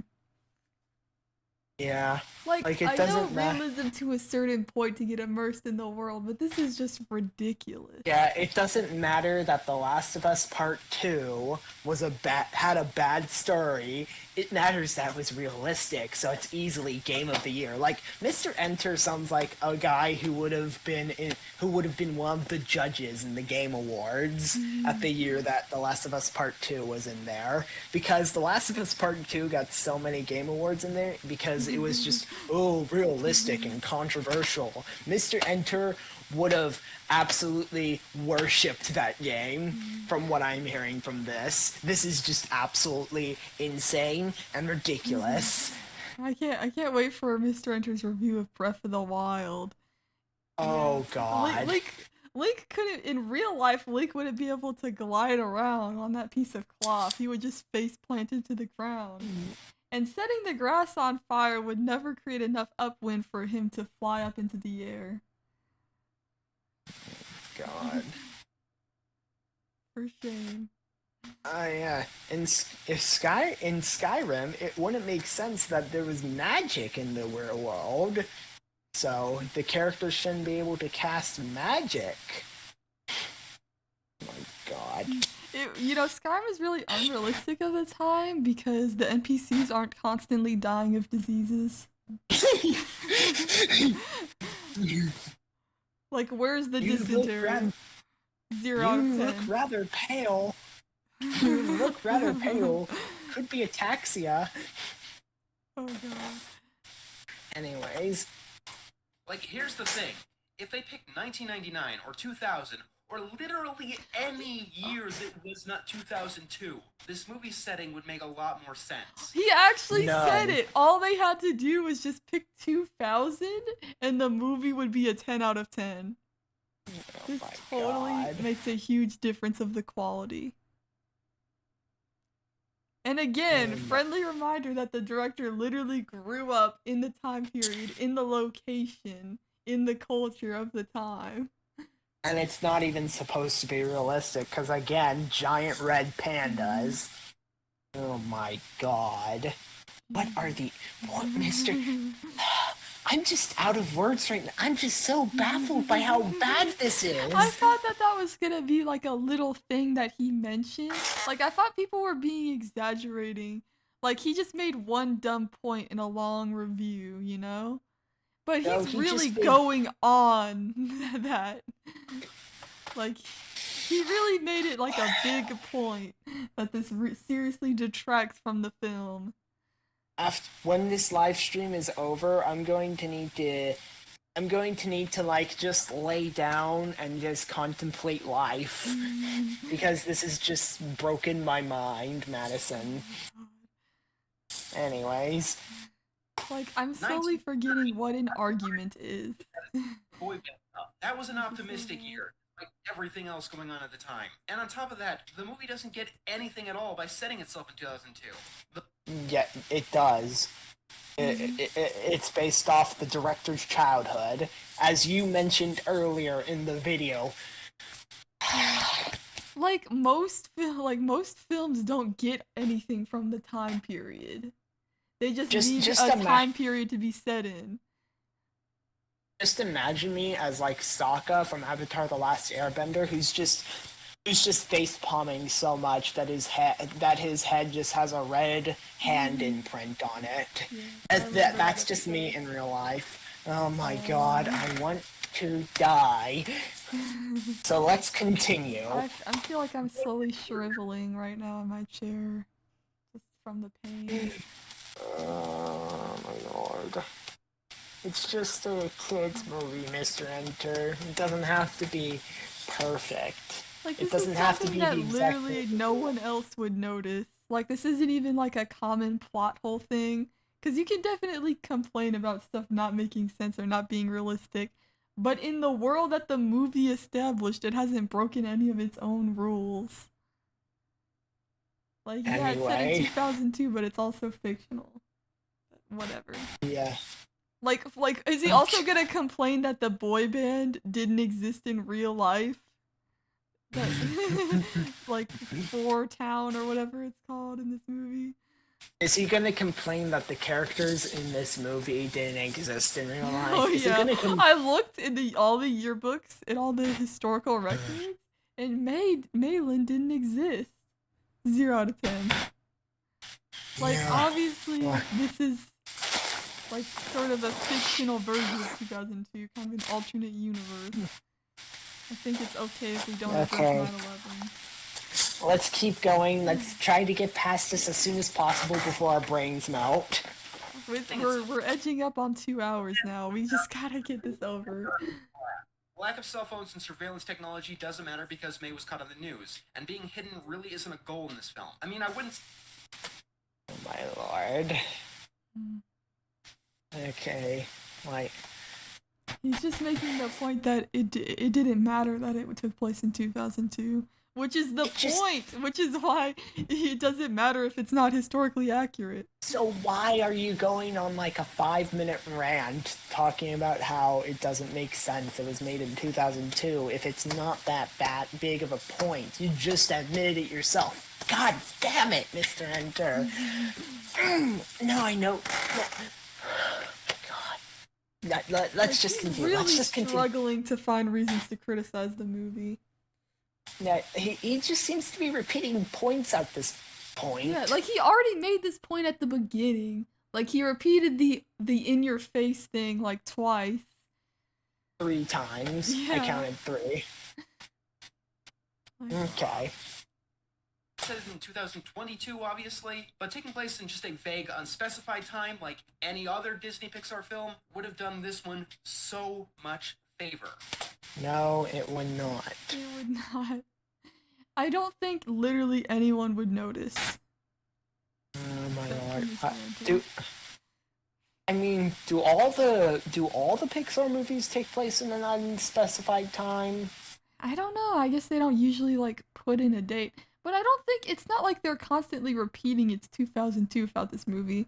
Like I guess maybe it's possible that the main character mentions it's 2002 in the narration at the beginning, but so far the only evidence I've seen that it's 2002 was in the bottom right corner of the video camera. Yeah, of that one scene. Yeah, like, again, it's not drawing too much attention to the time period, so why are you focusing so much on it? God. Moving on. Take away Ming, and you take away the setting, and what's left with the film?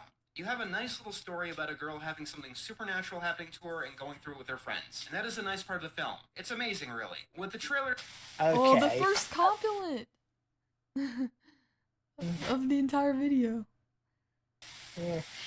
He did say, like, the dynamic with the friends is the best part of the movie earlier, though. But, like, he's still, again, he's just going through the same points again. He's just repeating the same damn thing. This did not need to be 11 minutes long. Not even close. He could have done 10 minutes. Anyways.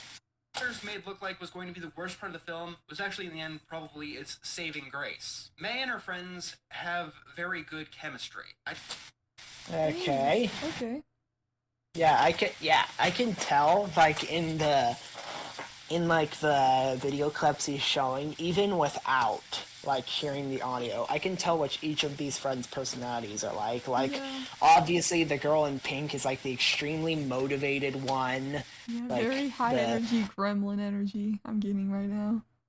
Yeah, the one with the glasses is, like, the low energy one. And I'm guessing the one with the green jacket is sort of in the middle. She's, like, the chill one, I guess. Maybe even, like, the more reasonable one.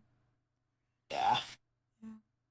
And all of them look all the friends look very distinct, too, because they have way different clothes, way different hairstyles, complete, like...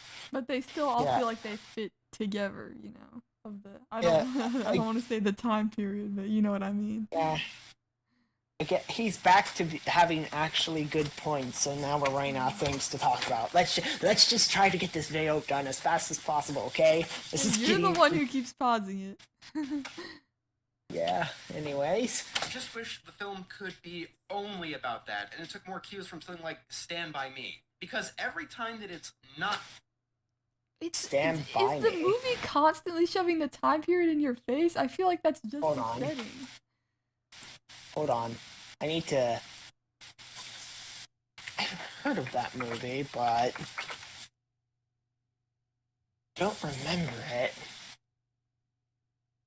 Oh, it was like... Oh, it's the movie with the kids. Okay. Yeah, that makes sense. Okay, so, yeah, he's basically saying if it was more of like a Stand By Me kind of thing, it would be, you know, it would be better, I guess. I don't know. Again, we don't have much things to talk about because he's actually making good points again. Let's just keep on going. Not about that. The film struggles, and it struggles hard. Like, there's also May's father, Jin. He says like 2 words throughout the entire film, and then towards the end he decides that he wants to be an actual character, out of nowhere. The film is clunky. That's the best way to describe it. Which side? The film is not.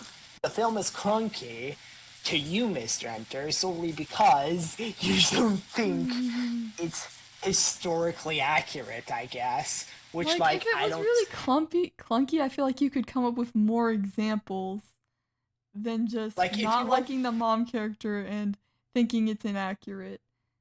If you wanted a more historically and culturally accurate film, Mr. Enter, just watch The Northman. The Northman is like extreme. I think is pretty historically and culturally accurate for the Viking era. Like, it has a lot of Viking mythology to it, and it's also quite subtle. Has a lot of cool stuff to it. Has some cool Viking magic. Anyways, let's just keep going. Side of okay, it's on, depends on my mood, but it is vastly below Pixar's average. Or, well, it would have been 15 years ago. Vastly below Pixar's average. Because because it's not like 2002, Madison. See, that's the thing. I feel like Mr. Enter would have enjoyed this movie. I mean, unless he really just hates movies that are not accurate to 2002, and that just really bothers him. But I feel like he would have enjoyed this movie the same amount if it had taken place in a, a more vague time period and not explicit. But he would just have less to complain about. Okay. Like, I feel like he has like genuine reasons for like being like on the movie because it doesn't really appeal to him, but he doesn't like.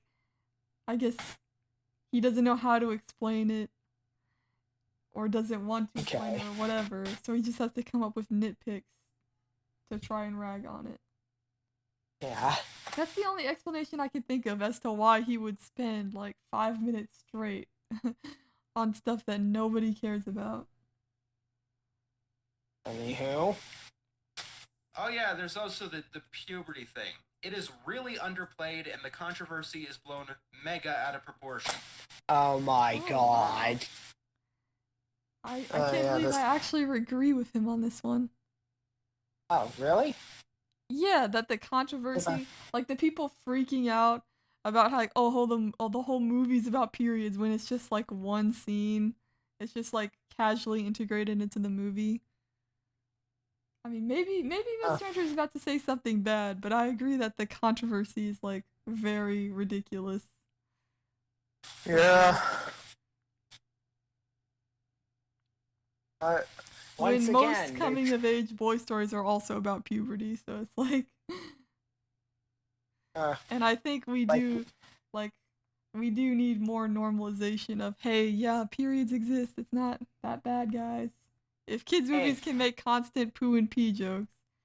Yeah, we can't... I've seen some people on Twitter being like, oh, that's like sexualization of children. It's like, dude, this is a thing that happens to children. It's not sexual. You wanna see a movie that sexualizes children? Watch Cuties. Oh God. I just brought thank back you for reminding me that thing exists. I will now. Oh God. I'm sorry.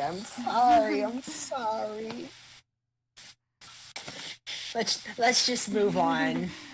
Yeah, I don't even want to go into that. We're just gonna ignore that. May turning into a red panda, you're not going to get much besides menstrual pads. Like, you could watch this film and think that the only symptom of going through puberty for May is turning into a giant red panda. I mean, you could see turn into a giant red panda being like a metaphor for like periods, but he did explain that. I think it's more just puberty and coming of age in general, which that's not like an uncommon theme of movies. So also, like, turning into a giant animal seems like a surprisingly accurate way to portray puberty. Like, you get bigger, body hair pops up all over your body. You know. Yeah, very alienating. You don't know who you are anymore. Yeah, there's actually a lot. The red panda metaphor for puberty actually is a lot more apt than I thought would, and it's actually a more child friendly way to talk about puberty. Hmm. So yeah, that's actually kind of smart in term for the movie. But anyways, And this is something that I'm getting really tired of happening, by the way. I don't know whether to call it shock advertisement or an offshoot of rainbow capitalism, where Disney and its stands say that everyone has to go see X, Y, and Z film and absolutely love it because it's so daring, so brave. You know, like how they add in a literal gay wink and a nudge, so they can claim that they have the first LGBT character in their film for the 20th time. And oh my god, yeah, okay, I agree with him here. But I feel like the problem is less on the fans and more of the people freaking out because of these small moments, you know? God, Like remember and the fact that so many people got so mad about, like, you know, these small scenes in these movies that acknowledge periods and gay people exist kind of shows that they are being daring to a certain extent, and that, you know, this kind of representation is yeah, needed. Now that doesn't but like suddenly change the quality of a movie, but it is worth talking about. But also, like, sometimes movies just pop that in to, like, say, oh, hey, do we get woke points, our fellow woke boys? Especially Disney is guilty of this. Like there's Yeah, like, that one couple in the background of a Star Wars movie that was just easily cut yeah. forever country. So I'm definitely not trying to praise Disney for being like so socially conscious and so liberal. Yeah, it They just makes me... definitely it's just a capitalism thing. Remember, people, if you donate to the Trevor Project, you're doing more for LGBT than Disney has ever done. But in this case, I don't think this was some kind of like ploy by Disney. Like this seems like a very personal project, you know? And I'm more Yeah. just glad that Disney let it happen. It didn't seem like this was like a conscious effort by Disney to try to be woke just by having like just it's just a story, you know? Uh-huh. Anywho. such a small role that they can remove for international audiences. You want animation that's daring? Watch Brace Face. What? Huh? Huh? I'm just... I... Great... Brace He just... face? He just immediately jumps into something else, and now I have to pause the video every 5 seconds, or else we're gonna get... Yeah.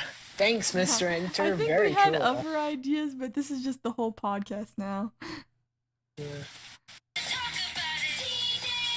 No, I'm not kidding. That show actually had a period episode. Wait, so I don't. So now the problem is Turning Red didn't talk about periods enough, or he's just saying Like, that people should the stop praising whole- it for being daring because it's not actually daring. What is he trying to say here? I don't know. Just trying to say people should stop praising the movie, even though like I haven't seen any kids movie even give a casual mention to periods, so I'm not saying that we should give big props to Turning Red, but it is a good thing that they did. Yeah, you shouldn't undermine it just because another TV show that was older did something similar. No, I've never even heard of this show. Yeah, me neither. Like, what is he even doing? Anyways. Things like menstrual cramps mentioned, which aired in 2001. That was more than 20 years ago. And if you're not keeping score, that happened before this movie even took place. Cartoons were... Oh, wait. What? Wait, that episode of Brace Face happened in 2001. Why didn't that episode talk about 9/11? I mean, it should have been. I mean, Yeah, wait, 9/11 why dominated weren't the all culture movies mix. set like in the time? Like, you know how movies are set in like the modern day? How come no movies at that time were just all about 9/11? Yeah. There were plenty of songs that came out in 2001 that weren't about 9/11. Yeah. Plenty of movies. Yeah, you shouldn't like that episode, Mr. Enter, by your own logic. Congratulations. You just screwed yourself, dumbass. Anyways, were more daring and diverse back then than you probably give them credit for, and definitely more than the industry does today. Not so much with films, but actual on-television animation, yes. It was probably more diverse back then than it is now, even. You want to talk Asian characters animation? American Dragon Jake Long, Life and Time of Juniper Lee, Jackie Chan Adventure. So if things are less diverse in the modern day, then doesn't that undermine your point? Because that means that this is daring by today's standards. Wait. I have a completely different point. Remember earlier where you said that like puberty didn't have much of a big role in this movie? Mm-hmm. Well, he said mainly it's just the red panda metaphor and the menstrual pad stuff, and that was it. Well, she has a stick of deodorant, and she's struggling with how to use it, and sticks of deodorant are very synonymous with puberty. I remember when I was going through puberty, I had to learn how to use a deodorant stick, so like, what the hell, Mr. Enter? I consider this another, like, puberty reference right here, so... Yeah, now that I think about it, we can't even trust Mr. Enter on this one. Like, I don't know how much puberty this movie has. We need to watch the movie ourselves and then come back the next podcast and then talk about how wrong Mr. Enter was about everything. Even if it is a mixed bag, I'm sure our reasons for it would be way more valid than whatever BS Mr. Enter's cooking up in this video. Yeah, it's not like 2002, therefore it's a mixed bag. Anyways. Yume from Code Lyoko, Hi Puffy Yama Yumi, and that is also ignoring shows that try to showcase many or all ethnicities, like Class of 3000 or Hey Arnold. I'm not going to give easy credit for things that have already been done and done better 20 years ago, or more, in the case of Hey Arnold. I mean, it still rarely gets addressed in other pieces of media. Like, so it still deserves a little bit of credit. Like, come on, Mr. Enter. I mean, again, the fact that so many people freaked out over this movie for having, like, Asian woman characters and for talking about puberty shows that it is needed to be normalized. Not saying that, like, oh, that suddenly makes it, like, a better movie or a worse movie, but it is worth at least mentioning. I don't know. Yeah. And it's just like... Like, you can talk about how it does some elements good and has good diversity without talking about the film itself, you know? Turning Red doesn't deserve any credit for talking about puberties because a show that barely anyone watched 21 years ago did it way before. Yeah. I guess anytime a topic has been done before, it's just no credit.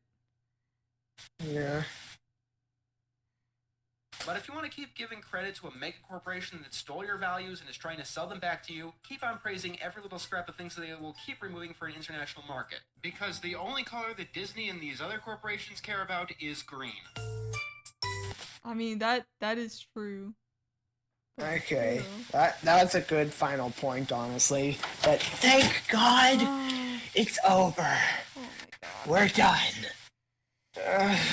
This was a mixed bag of a review.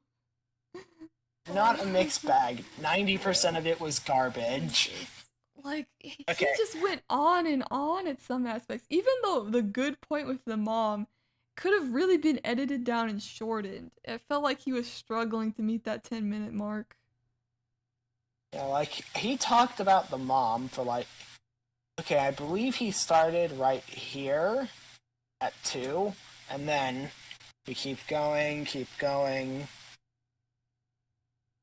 and then, like, he stopped talking about it at, like, almost 5... So he went on about the mom for almost 3 minutes straight. And he pretty much... It's not like he had a bunch of unique things to say about the mom. It can be pretty much summed up as she was too overbearing and unlikable. Also, okay, so now that we're out of that, we can watch actually fun YouTube videos. Okay. Here... Oh, dang it.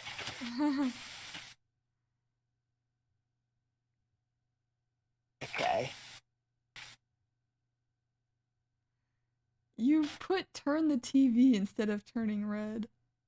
Oh, turn the TV. And they hit the... Okay.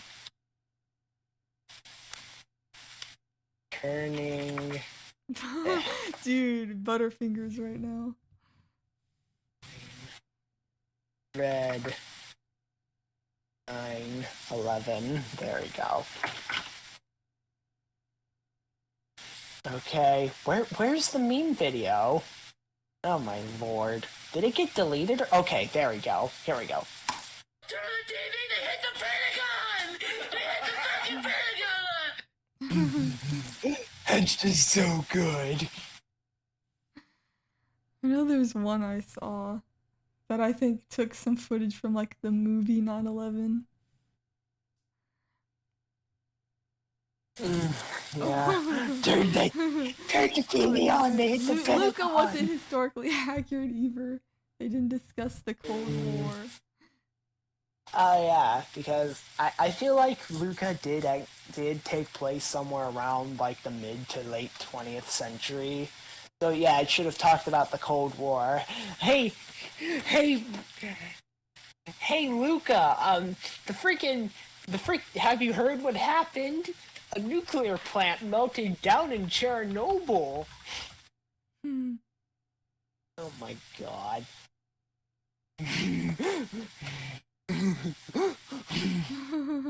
That one trailer.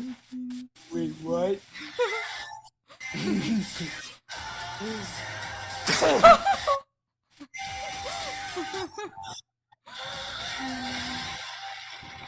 Oh my god, that is beautiful.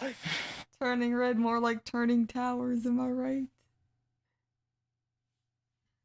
Oh, also. Oh, Okay, the so. meltdown, I gotta see this. Okay. Luckily, this meme video has compressed it to the ones we want to see. Let me Dude, I read like it how out he for calls you. it a moral line. Like, dude, no, people are just clowning on you. Oh my god, the ratio too.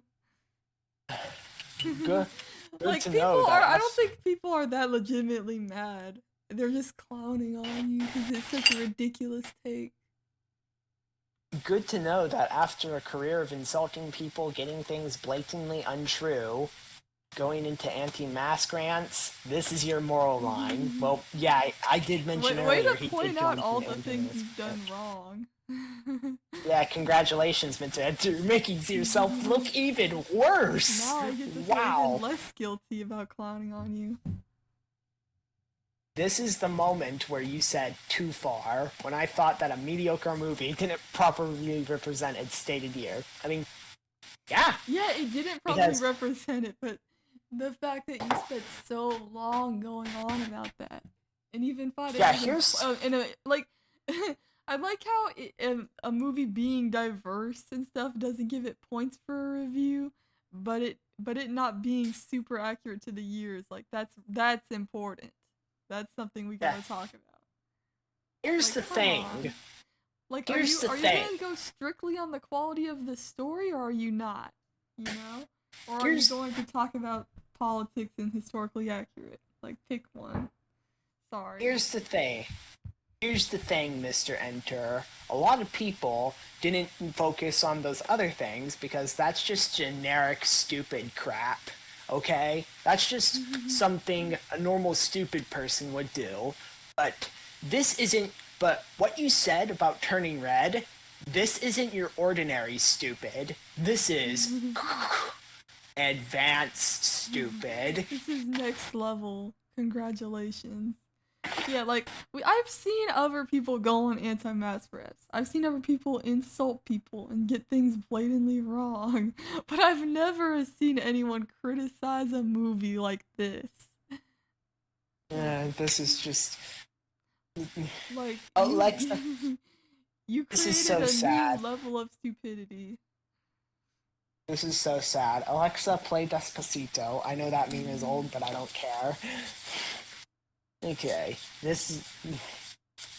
Yeah, and also, a lot of people you were already causing controversy a decade ago because of how angry you were, but then when you stifled away from that, people got tired of you and went away and waited until you did another absurd thing to come back and go, hold on, wait, what? And then they were like that. So that's why they're paying attention to you right now, Mr. Also, Enter. a Not lot when of you made people that who are kind of getting the stuff. memes, like, just to see a clip of your review. Like, not everyone Also- knows about your anti-mask history or whatever. Also, he's wrong about even this because earlier, Stop, the YouTube channel, made a frickin' video about. I love. Okay, whatever. Made a frickin' video about Mr. Enter, which is right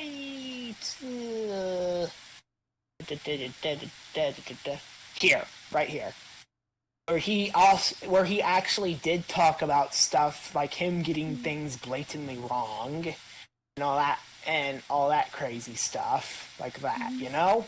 Yeah. And this was way before any of this turning red stuff.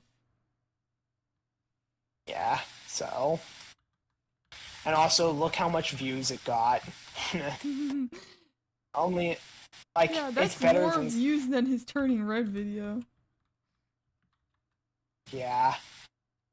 And also, it's less views than Just Stop usually gets for his videos sometimes. Like, he got more views on his video talking about this. Of course, the Rick and Morty video gets a crap load of views. So yeah, not a lot of people care about Mr. Enter these days. Again, proving my point even more. Okay, so, anyways. Like, I don't understand why he's so mad about this movie, just in general. Okay. Even if Keep you have to fighting take the things good out fight. of context, I can guarantee you that the context makes this so much worse. I Yes, thought we that have this was already just a talked. dumb casual mention, like in a long review of many points, he just brought this up and it makes him look like a clown. No, he really went on about this. This was like Yeah. a third of his review. Keep fighting the good fight. Even if you have to take things out of context, you look phenomenal doing so. And I'm sure Disney knows that they've got loyal customers that will ignore them working with despotic governments as they sell your values back to you. No, What because happened to people no have crap politics? on Like, them. people can defend a movie without defending Disney. Yeah. Like, What- people have crap. Like Mr. Enter is happy to complain about how, oh, we can't criticize this because Disney, but then he's happy to like stop on anyone defending it because Disney. So which is it? Like, Also, like, do you another want to keep Disney and politics out of it, or do you not? Pick one. another thing, like frickin' a good example, frickin' cynical reviews crapped on Disney for like putting their for like the terrible stuff they did in cooperation with frickin' the Chinese government while they were making the movie. So again, your point is null and void. I have frickin' evidence showing that you were just wrong. Okay. Next.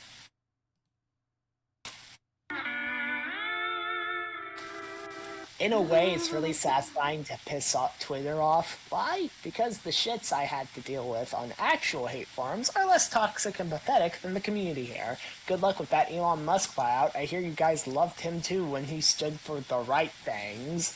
Oh my god. He's just talking about everything now, just complaining. I don't understand how his brain works. I mean, I do agree with him that Twitter is a toxic cesspit, and it's probably going to get worse with Elon Musk, but, like, come I on. don't even know what he means by I hear you guys loved him too when he stood for the right things.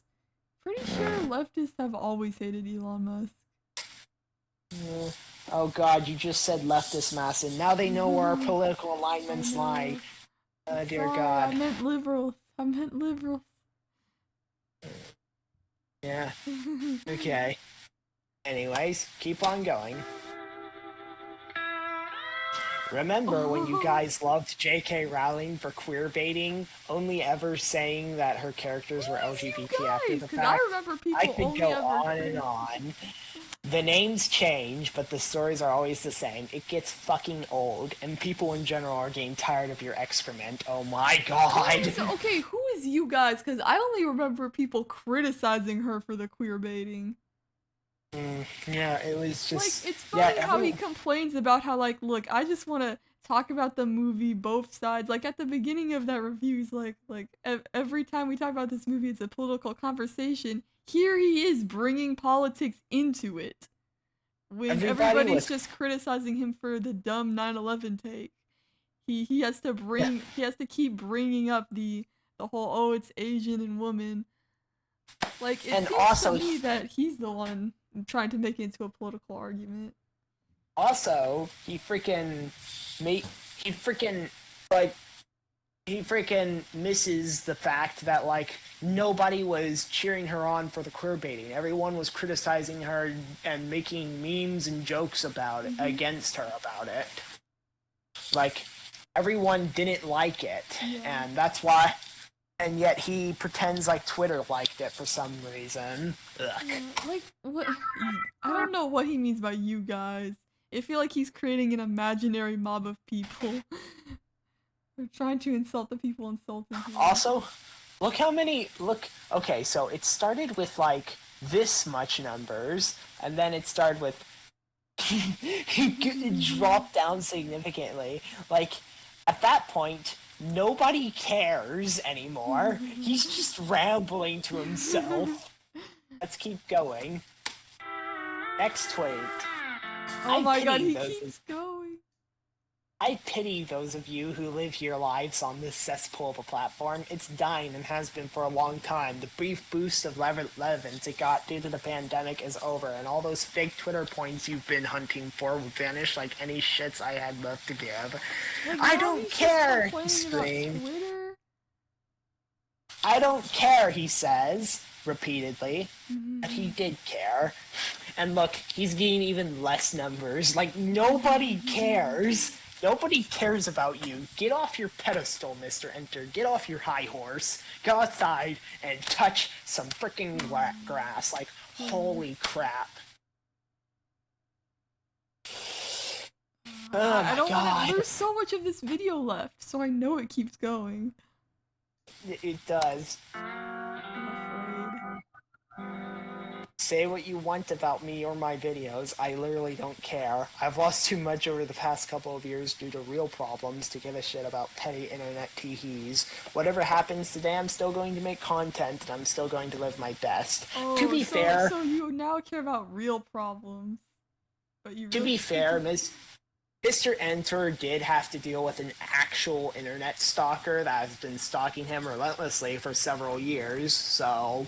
I can see a bit from where he's coming from, and apparently he had to a lot of his family members got hit with COVID, so yeah, this is probably contributed to his mental dissent, but it's not an excuse for his behavior.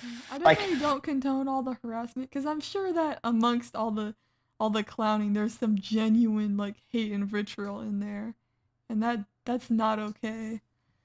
Yeah. But still, you can't be oh, I don't care about anything, I only care about real life problems, and then go on a 5-minute rant about turning red, not being historically accurate, and just completely nitpicking. I know I keep on saying it, but I keep on saying it because he actually has to do it. Go outside and just touch some grass. There's so many, just like how there's so many, there's just so many things you could be focusing on, my dude. Yeah, and you can't be this passionate about turning red and then also complain when other people are also passionate about it, just in a different way. If people need to touch grass for caring about your take, then you should also touch grass for having that take in the first place. You know? It's okay, dude. You don't have to care this much about the dumb kids movie.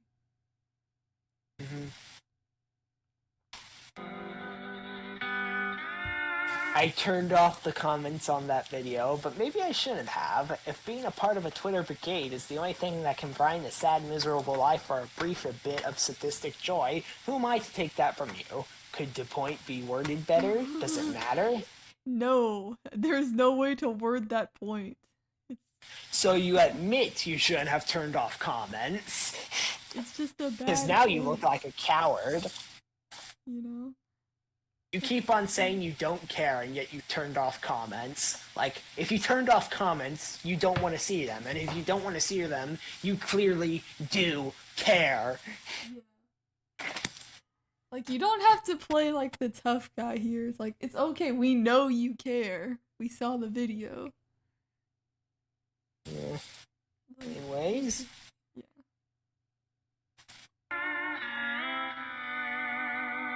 If it wasn't for that, we'd be making this about the diversity talk. The fact that we're not talking about that is how I know most of these people didn't watch the full video. Justifying yourself to people who won't listen is pointless. Like, yeah, why does he keep just randomly bringing up the diversity thing? Oh my lord. He's just trying to divert their attention to something else besides the stupid point about 9/11, which, don't worry, there were plenty of other stupid points in that video, which we have, Yeah. which we have saw. watched the full video. Yeah. Unfortunately, very painfully. You keep on complaining about how, oh, guys didn't see the context. You guys didn't see the context. Well, we saw the full context, and it makes you look even worse. So congratulations, Mr. Enter. Let's give you a round of applause. Yeah. Okay, let's see the next tweet.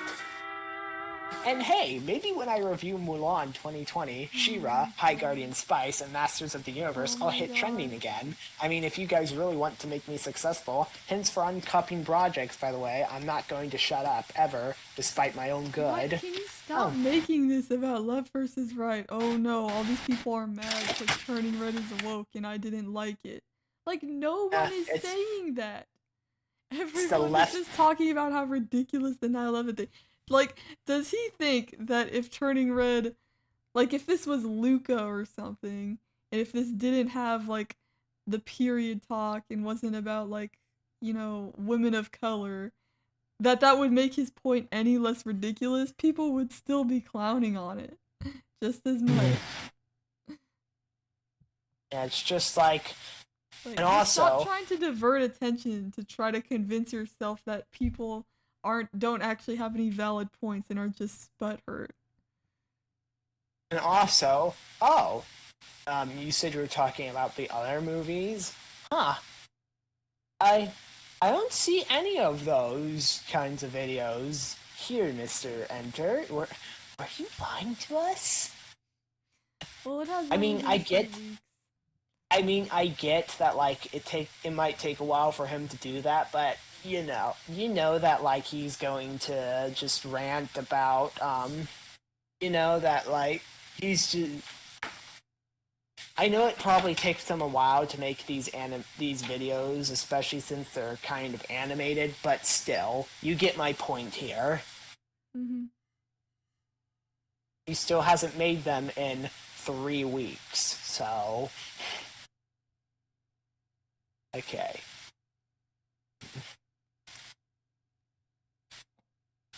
Okay, so, anyways.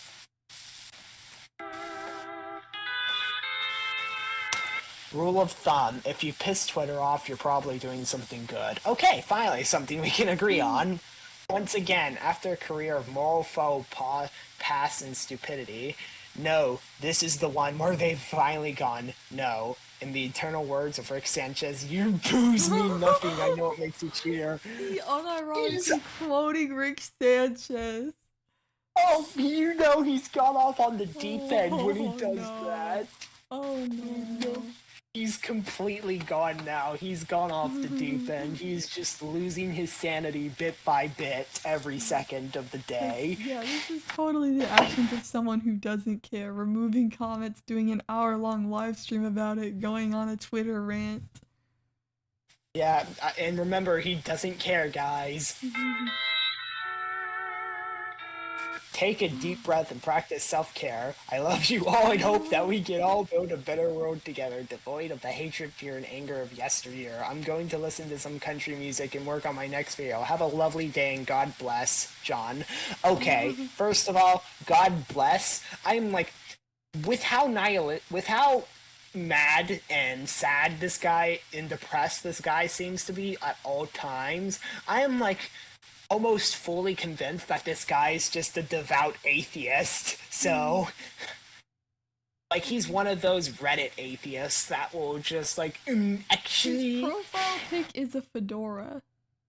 Yeah, his profile pic is literally a fedora. And his, like, avatar, as you can see here, has a beard. So he literally, his avatar looks like a freaking Reddit moderator. And also, listen to some country music. My man, country music ain't crap. If you want to listen to some actually good music, listen to black metal. I didn't mean for us to spend this whole video just crapping on MrEnter, but man. Hey, it's a bit of a new... Yeah, don't be acting like all of a sudden like, oh yeah, practice self-care. My dude, you were genuinely angry about turning red. You're telling me to practice self-care? I have been practicing self-care, and it's been 100% without you. Yo. I've been working... I have been trying out this new medication, and it's been working wonders for me, and yet here you are making a rant on Twitter. And even if you have a mental situation or a mental problem you're dealing with, MrEnter, that is no excuse to go on Twitter and make this absolutely insane, mad rant about turning red and about the Twitter mob going against you and canceling you. Like, holy crap, grow up. Just grow up. You are acting like a child, and this is coming from someone who is... No, I know for a fact I'm younger than him. This is coming from not just one, but two people who are way younger than you and actually deal with mental conditions themselves. Grow up. Holy crap, grow up. Please, for the love of God, grow up. Like, okay, yeah, you had a stupid take and people are making fun of you for it. Just deal. Like, okay, you know? Sorry I went on a bit of a diatribe there, but yeah, he's like, I get the feeling he's going to hide behind like mental issues and stuff, but like if I acted like this, I'd expect people to crap on me as well. This is just like, he's acting like a baby. Like, dealing with rough stuff in real life doesn't make you immune to criticism. If you need to take some time off to deal with that and get your head together, then, you know, do it. Do what you need to do. Yeah. But you're still, like, responsible for how you act, you know? You remember, Madison? We were planning on, like, making the first episode of a podcast a long while ago, but then I dealt with something that was, I'm not going to go into detail, but was actually very... very upsetting for me, and very dramatic. Yeah, we had to put it off. You need to be in a good headspace, you know? Yeah, I gave myself some time, I gave myself some breathing room, and I came back and we did the first episode of the podcast, and despite the technical difficulties, it was really good. Yeah, I'm really proud of that one. Yeah. It was like a bit rough, but we made it and we did pretty well on it. But yeah, so... Like, at the end of the day, you gotta put your mental health first, you know? Like, you don't need to be reading all this stuff on Twitter, you know? I mean, just look, I'm over here, we already have 3 other videos talking about the bullcrap about MrEnter. And, like, you really don't need to be, like, stoking the flames here, you know? It's like, I know it can be rough to deal with all this backlash and all that, but you're not helping things by just doubling down and just acting unhinged. Yeah. And also, This one just says, You started getting ready for bed with okay, yeah. Sims, and now I need to frickin' get YouTube Premium if we're gonna keep on doing this. Anyways. Things like not talk about the He-Man reboots, or Q-Force, or Steven Universe, or Our Encouraging President, or Star Wars, but then I would lose audience retention to other people who are talking about this stuff. Oh my lord, he literally admits that he's just a laughing stock. The internet. Oh, he lost subscribers.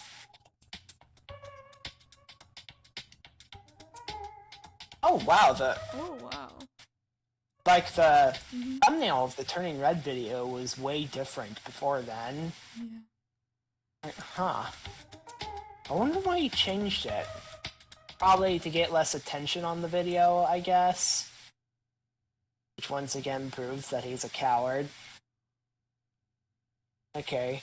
So many people have... There's a reason why so many people who use this to like this guy don't like him anymore. They thought his opinions were understandable, but after a while you just start to realize he has no sense of humor due to how dead serious he is. Yeah. Yes, yes, Yeah. and yes. Remember when I frickin' watched him, I would only watch a few videos at a time because, like, he had no sense of humor. He didn't really have any personality. He was mostly monotone and just sounded tired in his videos. So I wouldn't really watch his videos a lot. And now, look where that's got him. Okay. Okay.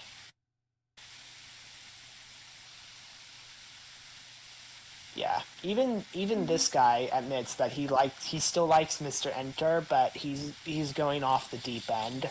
It's just sad because all these MrEnter fans, the majority of MrEnter fans even admit that he's going off the deep end. How many subscribers does he? Oh, he's hemorrhaging subscribers now. It's like even people who like you are just like, dude, this ain't it. And I don't think Yeah, these are like woke Turning Red Disney stands, you know? Yeah, he's lost over 3,000 subscribers in the last like 15 days. That's just sad. Like, you should really, Like he at this definitely point, could've like if he just like, you know, owned up to it and just acknowledged it, like, yeah, that was dumb. oh yeah. He could have turned It's just this this- into a moment where he got like more following from this, you know? And turned into Yeah. kind of a positive thing, like a learning moment. The appropriately named Mr. Dystopian puts it perfectly when he says this hits harder than the Pentagon.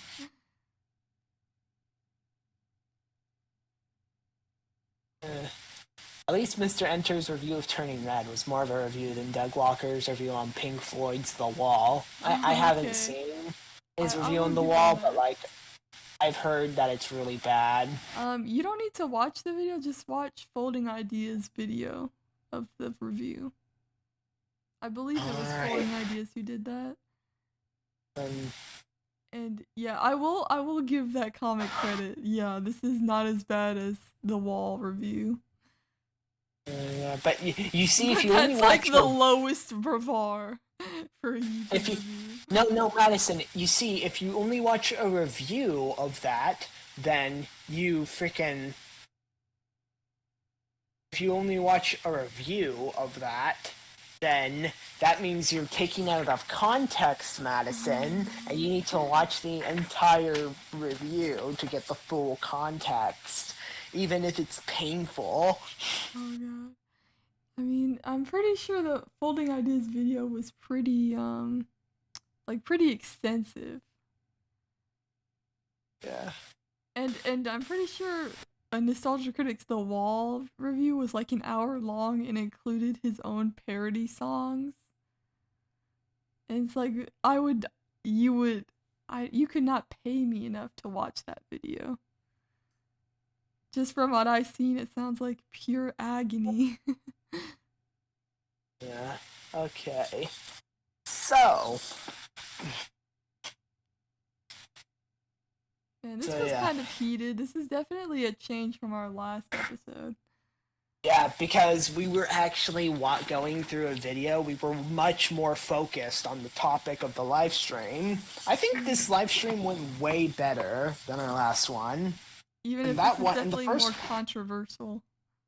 yeah, this one is definitely has a better production quality, but the first one is already pretty good, and the fact that this one got even better is just a sign that we're going places, moving Madison. up. Already on Let's- episode 2, we've let's already see. got improved. Let's see how many viewers of our first episode we have. I think it was like What? 15. What is this? What is this weeaboo bull crap? Get it out of here. We got 15 views. Woo!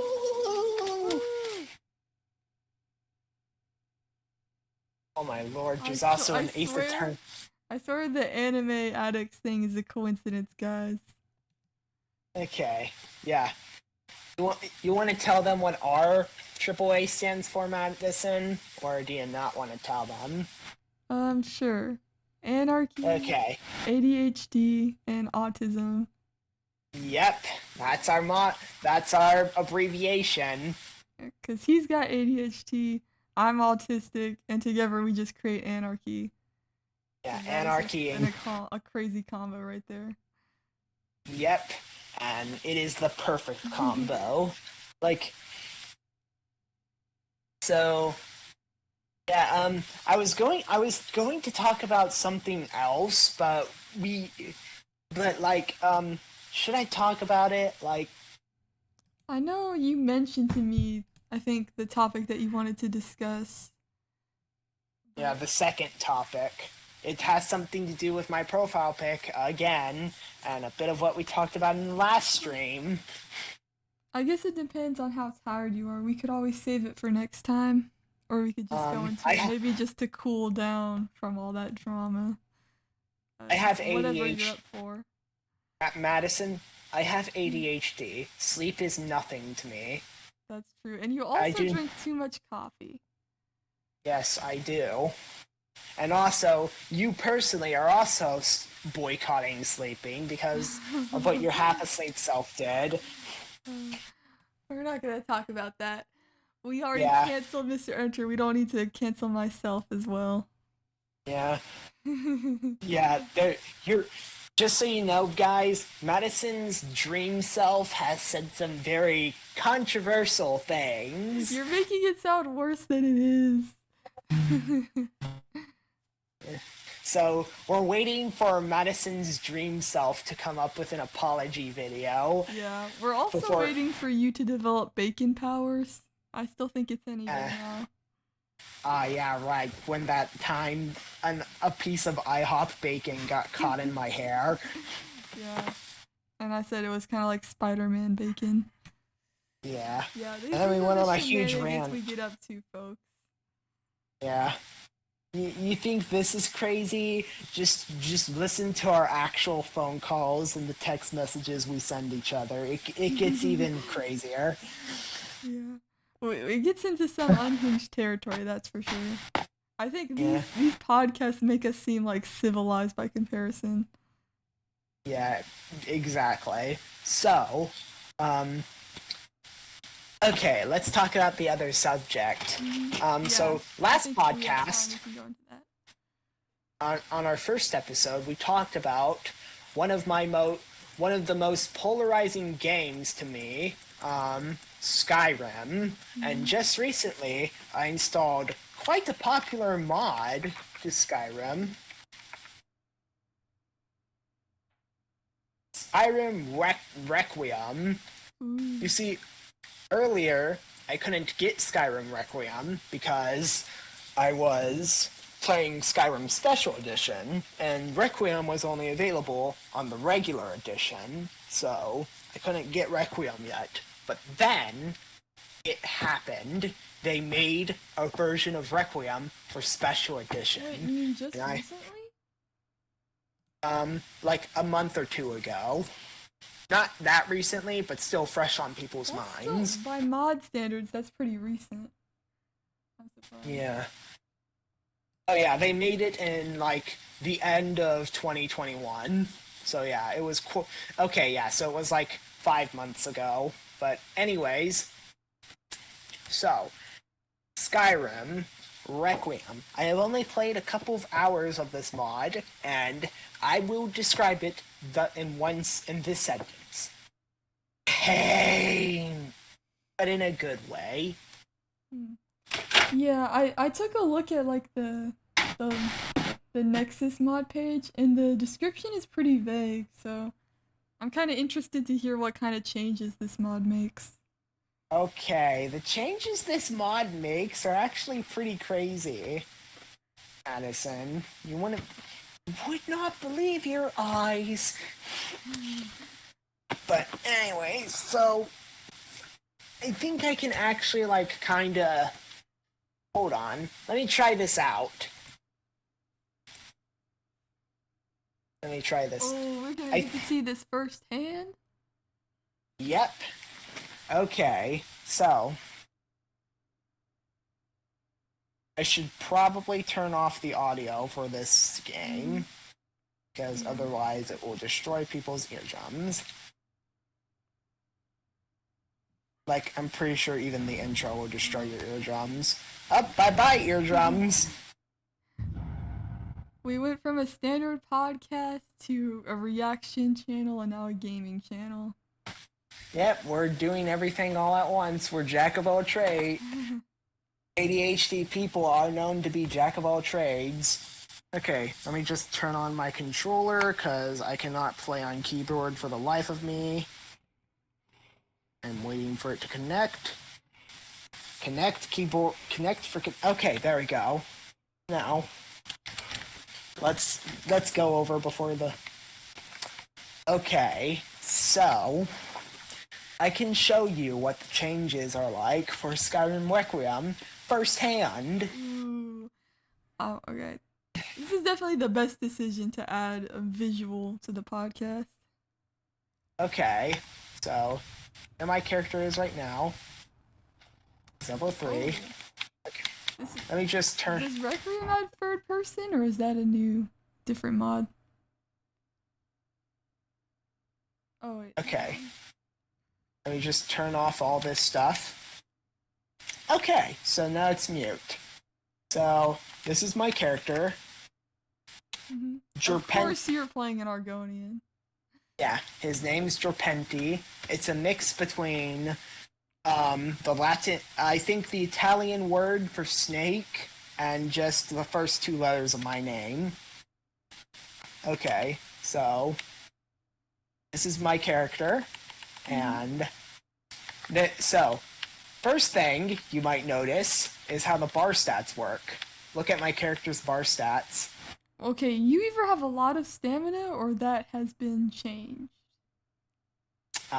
So yeah, just running regularly costs a slight amount of stamina now, and in order to regain stamina, you have to either be walking or stay completely still.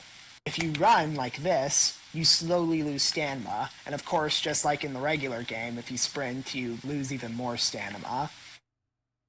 Okay, so. Yeah, because And before also- you could be jogging and still be gaining stamina. Also, another point. Well, I have a buff on my character that makes it better, but normally you will not be able to regenerate magicka if you are moving. You have to either walk or stand still to do that too, but luckily I actually have some things that make it like, okay, see there? Okay. Allows you to keep your focus while running. That means it regenerates better while I'm running. So, that's nice. And also, you might notice that the skills are a bit different. You see, Oh. yeah, remember how in like Skyrim, when you like start vanilla Skyrim, all the skills are at 15? Yeah, now all the skills are 5, except for racial bonuses, of course. Wow. And like, Okay, so the Argonian gets a racial bonus in lockpicking, evasion. Oh, by the way, they replaced light armor with evasion, so now it covers both light armor and being completely unarmored or just wearing clothing. Yeah, that makes sense. So I think we already covered how light armor is kind of dumb in Skyrim. yeah, basically. So now they made it so that being unarmored is actually being an unarmored character that doesn't use magic is actually viable. And also, the perks work differently too. So, see? The perks actually slowly unlock things for your character. So Yeah, and and you'll also, actually feel the change in the gameplay instead of just a boring and percentage also, increase. I can't show you this right now because I don't have any armor, but armor actually affects how well you can cast spells. Like, if you're unarmored, of course you can cast spells just as well as anyone else. But if you're wearing light armor, it gets a bit trickier. Like, spells cost more magicka to cast, but, it's not too crazy. But then, you wear heavy armor, and it's basically impossible to use spells, so you can't be an extreme tank that mixes heavy armor with restoration magic, just absolutely tanking everything. Yeah, you Unless... can't be an all-in-one character where you just run around with your heavy armor and sword, and then you also just pull out the spells. Unless you actually Invest. Yeah, here. Half of this tree is just to, make yourself better at using heavy armor. The other half is to make it so that you can use magic in heavy armor. Combat casting. So you You're can able to keep become a battle mage, but it takes some work, you know?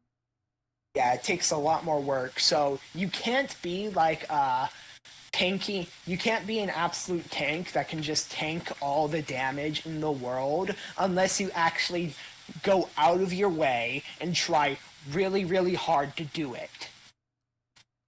And also, I love to say it, Requiem has actually started to make me think about what I'm doing in Skyrim. I just want to show you an example. I want to find an enemy real quick. A saber cat. Perfect. Okay, look how much damage this saber cat does to me. Oh my god! Right. Yeah. By the way, this mod removes difficulty tweaks. And now my character is dead in 2 hits. To be fair, I was unarmored, but still, you get the point. Yeah. I mean, you just... It's way more hardcore, and it makes you think about how to do combat. And also, did I mention health doesn't regenerate? Oh, actually, yeah, that's way cooler. Because then you have to actually, use food, health potions, bandages. Yeah. If you want to and do also, role-playing, then that's good. It also made it so that sleeping recovers quite a bit of your health, but not all of it. And you know how it costs stamina to run even when you're frickin' out of combat? Well, they did something for that too, because look, consumed out of combat, it restores 40 stamina and magicka. So you can basically food is actually more useful now. And there's kind of a role-playing aspect, because you haven't technically added hunger to the game, but you still have a reason to, be eating food on the trail and that type of stuff. Yeah. So, basically, you can eat food you can basically get into a fight, finish the fight, and then you can restore all your vital energies. You can restore your stamina with some food, and immediately go back on the road. That's really cool. And also, unless you're playing as an Argonian or a Khajiit like I am, you need to actually cook your food. Its raw taste is revolting to anyone but those with a strong stomach. Oh. And Yeah. because I'm an Argonian, I have a strong stomach, so I have an advantage. And also, they made the freaking Argonian racial ability even better, because, look, Requiem skills menu. Okay, so you know how Argonians have, like, a disease resistance in Skyrim, and it's basically worthless, because it's only, like, 50%, and even then, once you become a vampire or werewolf, it's basically null and void. Well, look at the secondary attributes. Disease Whoa, resistance, 90%. and same with poison, too. Yeah, that makes sense. I feel like Argonians would be very poison resistant because they're literally resistant to the swamps. Yeah. See? And look, again, see? Health regeneration is at 0.0. And it also shows me my magicka and stamina regeneration.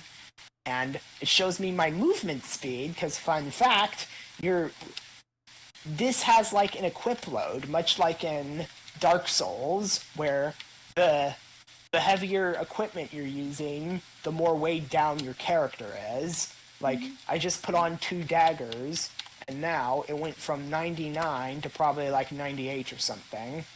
Yep, look. Now it's down to 97, and my movement noises have also increased, making stealth harder. Oh, that makes sense. Yeah, so you actually have to think about what equipment you're using instead of sneaking around in your full ebony heavy plate armor. Yeah, and also, mass. And also, it also increases my total mass, which makes my character harder to knock down as well. So there's both an up and a downside to having heavier equipment on your character. Depending on the build you're going for. You want to be like a tough warrior, sneaky rogue, or more of a mage type. Yeah. And so you can change up stuff, like fast travel is disabled in Requiem, but you can re-allow it with this, and I'm planning on allowing fast travel again, because like there's no point in having my character run all the way over to one town and then run all the way back. Like, I think at the beginning it's kind of fun, but after a while it's like when you have a billion quests, it's like you've already been down this path, it kind of loses. Okay. And also, you can determine when dragons spawn. So they don't just spawn out of nowhere. You can also remove... One of my favorite things about this mod is it has a built-in way to prevent your character from getting killed by those bullcrap kill moves that NPCs can do to you. Like, they already it's like made the game harder, so it makes sense that you can just remove that. Yeah, by default, this is at 25%, but I can put it to 0% so I don't have to deal with that. And you can also change the heartbeat threshold, and if you don't want the heartbeat at all, you can just turn it down to 0% too, which is amazing. Yeah, if you think that's annoying. Especially in a game like this where you're going to be lower health more often. You can also increase how fast your skills level up, how high you can jump for some reason. Oh, and they also have a different way of handling death in this game. If you die in Requiem without this turned on, because if you turn it on, it basically works just like regular Skyrim, instead of just instantly reloading the recent save, you'll get a pop-up message saying your character has died. Now reload a save of your choice to get back to the game. Well, what's the difference? Not really much of a difference, just you get to see your character's corpse longer. Oh. And you also get to choose where you reload, instead of just instantly being reloaded back to the recent save. You can make essential actors invincible.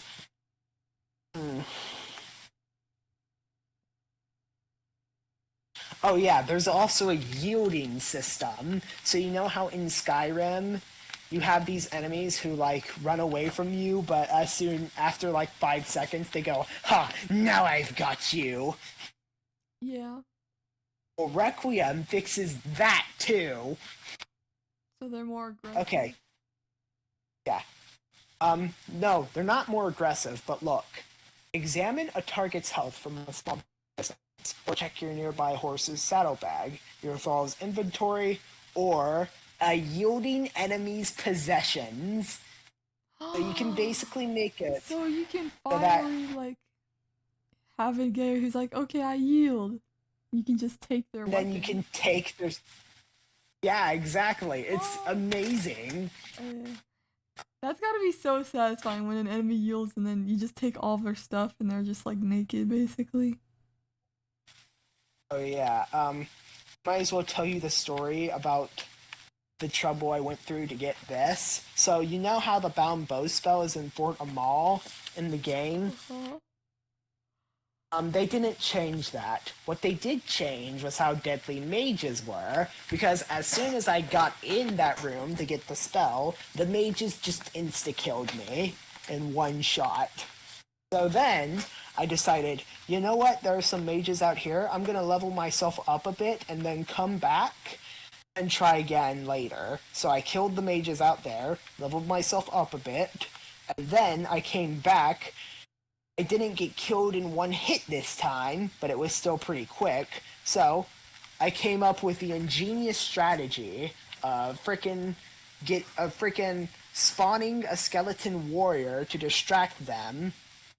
Okay, so first I had to shoot one of them with an arrow covered in poison that paralyzes them real quick. Then I would spawn like a skeleton warrior to distract the other one, and the first one, when he got back up from the paralyzing, and then while the skeleton warrior was distracting them for a few quick seconds, I would rush over and grab the spell tomb. Then I'd also cast the Hissborn racial ability, because to keep the racial ability of Argonians being able to regenerate really fast once a day, I used that spell to survive the magic onslaught, grab the spell tomb, and get the hell out of there.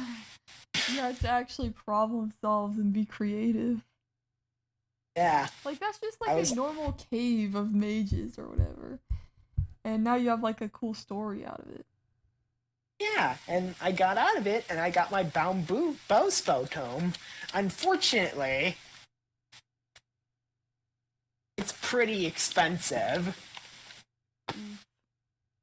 Yeah, but luckily, the more you level up Conjuration, the less expensive spells get. Summon Skeletal Soldier used to cost 64 magicka for me. That costs only 58. So yeah. And also, see how the time is only 12 seconds right now on the Skeletal Soldier? It gets higher the more your Conjuration levels up as well. And even if it's only 12 seconds, still, having an enemy to like distract the other enemies for a few seconds is a lifesaver in Requiem. Yeah, they're not Especially pulling any since punches. Yeah, especially since the Skeletal Soldier does a lot of damage, surprisingly. Oh, and also, you get... Conjuration mages get their own damage spells that deal poison damage, so you can feel more like a Lich character that uses not just, like, necromancy spells, but also decay and stuff. I love that. You can just have poison spells. Yeah. I've always found it weird that, like, a lot of mods put poison spells in the restoration section, because, like, restoration is supposed to be exactly what it says on the tin. Restoration. It's supposed to protect and buff you up. It's not supposed to, like... Maybe the idea is because it's, like, the polar opposite. Like, once you learn one, you can also learn the other. Easily. I guess. I don't know. I I guess guess. if you can manipulate life force to restore life, you could also take life. But, I mean, that's a little bit of a stretch because it's literally called restoration.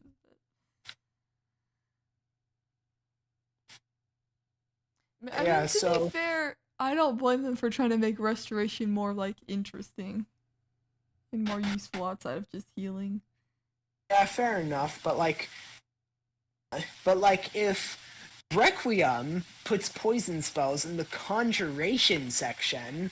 Imagine what's in the restoration section, because like there's entirely new spells for Requiem, as I've already shown with Summon Skeletal Warrior and Summon Swarm Rank 2. Two spells that are completely unique to Requiem.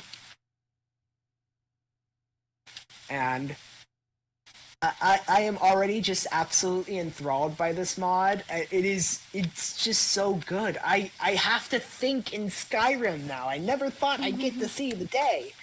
I get to play Skyrim like Dark Souls now, while also still keeping the stuff I liked about Skyrim. And also the stuff I liked about Morrowind too. And it's just amazing. I'm actually enthralled by Skyrim again for the first time after playing Skyrim for like over 900 hours. It's actually just like, it feels like an entirely new game. That's great. They did say they took inspiration from like Morrowind and stuff. Yeah, they took inspiration from not just Morrowind and Daggerfall, the previous Elder Scrolls games, but also plenty of other old CRPGs, like probably the original Fallouts, or Baldur's Gate, or Deus Ex, especially Deus Ex, because now there's much more scarcity of resources. Oh, another beautiful thing. Potions now heal you over time. Okay. Yeah, that makes sense. You know, like in Fallout 4. So now you can't just chug potions and immediately tank everything. You actually have to use them, you actually have to... Yeah, it's just, oh That's my a good god. change. And also, again, when I was killing those few mages in, like, Fort Amal, the place where the bound bow was, I got all this good loot. Like, look, Magicka regenerates 150% faster. Like, even though this mod is extremely difficult, it still gives you all the fun stuff Skyrim gives you. Yeah, you Like, get to I really got work your way up, you know? I got an enchanted dagger from one of them that does magicka damage, ironically enough. And also, your weapons can break. I remember when I was actually fighting a mage and I was shooting at them with an Imperial bow, but then they cast a firebolt at me, and not only did I lose a crapload of health, but my Imperial bow broke. Luckily, at that point, the mage took enough damage to start yielding to me, and then I was able to kill her. So, I mean, that does make sense. A lightning bolt would destroy a bow. yeah, especially since a bow is actually pretty fragile in real life, because, you know, it's just They a have to piece be of bendy, wood. You know? Yeah. It's just... Oh my lord, I cannot speak about this. I've only played this mod for a few hours, mind you, and already I have so much to talk about. Also, the standing stones are way more powerful here and affect your gameplay way more, because the stone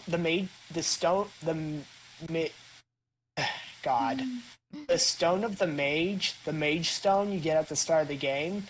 You know how it, like, makes your magic skills, like, makes you learn magic skills faster? Well, in this game, it just straight up gives you 100 more magicka. Wow, that's a huge difference. Which is especially good for an Argonian character, because guess what? They actually changed the bar stats, too. If you play as an Argonian, you start with a magicka of 90, a health of 105, and a stamina of 120. So and also they gain a huge boost to evasion and sneak and lockpicking. So that encourages you to be like a skirmisher type of Argonian type of character, you know, like the Argonians seem to be. Wow, so unlike in the original Skyrim, the racial bonuses actually matter. Yeah. Especially since, like, Argonians actually have a pretty powerful racial ability. Some Argonians can consciously alter their metabolism to regenerate themselves very fast at first, and then slowly over time. So, if you don't like the fact that there's no health regeneration, you can just play an Argonian, and then you'll be able to heal up your health slowly whenever you want to. This is just incredible. Yeah, like even the aspects that might be annoying to some people, there are ways to like get around it, you know? Yeah. If you just have to find the right build for you. It's like somebody actually figured out, hey guys, let's make Skyrim, but make it an actual RPG. They basically made your dream mod. Because I know Yeah. you love making builds and thinking about all that stuff. Yeah, like, one of my big problems with mods is that they weren't cohesive with each other, because, like, people would make all these mods, but not think about, oh, how is this mod going to work with this mod? So, like, if you like multiple different mods and you want them all to work together, it just screws you over. Yeah, it'll be either too hard or too easy or just crazy. Like, you'll have one mod that adds a bunch of spells, and that's great, but then this mod does this, and that does that. Yeah. It's This just one like... adds dodge rolling. This one changes up the difficulty. Yeah, and then Requiem comes in, and it's just like, hey, we got one giant cohesive mod with everything you want, all packed in. Have fun, buddy! And it's just like, I have found my heaven. I have found Nirvana. Oh no. I know you had already gotten back into Skyrim, even back in vanilla, and had been playing that for a while. Yeah, so I could get all the achievements, which, by the way, they're in the console commands, it will tell you that some mods will disable achievements. That is complete bullcrap.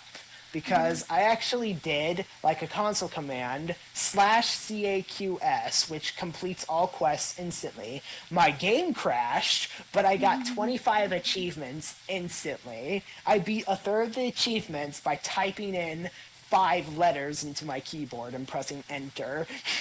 You didn't win. You cheated not only the game, but yourself.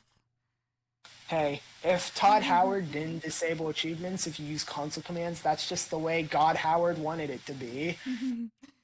I mean, considering the message, it seems like they wanted to, but forgot to program it. Yeah. So yeah, I completed all... I can tell you're gonna be addicted to this. Yeah, It's gonna be all you about for a while.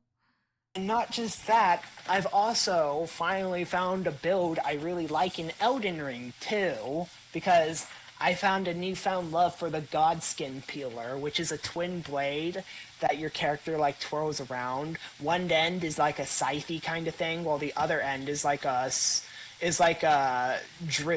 kind of like a curved blade. It's kind of like a drill bit, and like when you use a heavy attack, you use the drill bit, but when you use a light attack, you use the scythe half, and oh my god, your character just does so much twirls and spins when they do that. When they attack with that weapon, it's just so much fun to use. It also scales... It also has an A scaling in Dex if you put a Key Nash of War on it, which means it's perfect for my Dex Faith character. Yeah, that sounds really fun, actually, and also pretty badass. Yeah, just imagine, like, using that twin blade and buffing it with electricity. Or holy magic. Wait, you can just buff weapons with any elemental power? Yeah, but the buffs in Elden Ring are kind of weird. Especially the incantation buffs, because, like, you've got your lightning and holy buffs, they work relatively normally, but then you've got, like, the Black Flame Blade one, which only works for, like, 5 seconds, which, like, what? And then you've got, like, the Blood Flame Blade one, which does less damage than the lightning or holy one, but in exchange, it causes bleed, which is arguably a fair trade-off. Unless the enemy is immune to bleed, in which case you're screwed. Mm-hmm.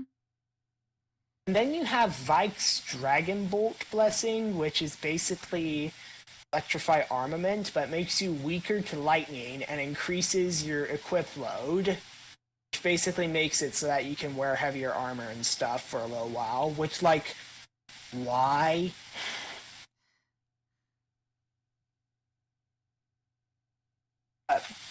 Yeah, so also incantations allow you to buff yourself with like healing and stuff, so that's like you can have a regeneration spell on you, and then you can also have a spell that buffs your damage and your damage resistance.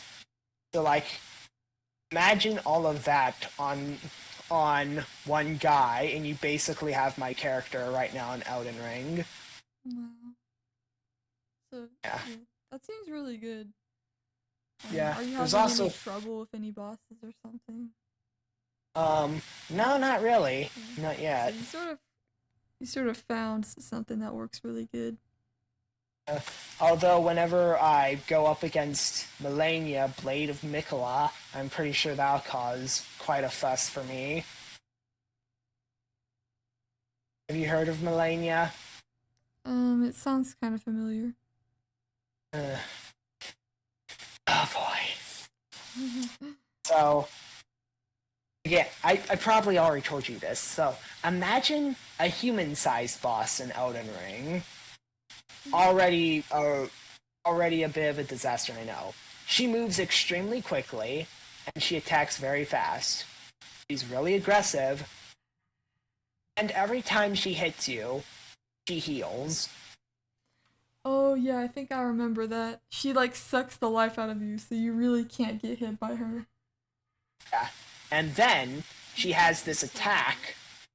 She has this attack called the Waterfowl Dance, where she goes up in the air, does a crap load of slashes with her sword, does a second crap load of slashes, and does a third set of slashes all at once. It is insane. Oh, and then you have her second phase, where Scarlet Rot, literally the worst status effect in Elden Ring, is also added to the Yeah, mix. she just starts spraying that stuff everywhere, right? Yeah, and guess what? Whenever she hits you with her Waterfowl Dance in her second phase, that inflicts Scarlet Rot now. Oh Jesus. She just sounds yeah. like someone who just won't die, you know? She'll just I keep thought- taking your and- health. We thought Orphan of Kos was going to be the most difficult boss FromSoft ever conceived. Oh yeah, the freaking womb baby thing. Yeah. So, anyways, it's getting really late, so we should probably wrap this one up. This has been the second and way more developed episode of the AAA podcast, where the audio is better, the production quality is way better, and we actually stick to one talking point and stay with it for a good long while. Yeah. Who knows what our next episode is gonna be like? Stay tuned, folks. Yeah. Okay, so that's it for tonight. Bye-bye. Bye.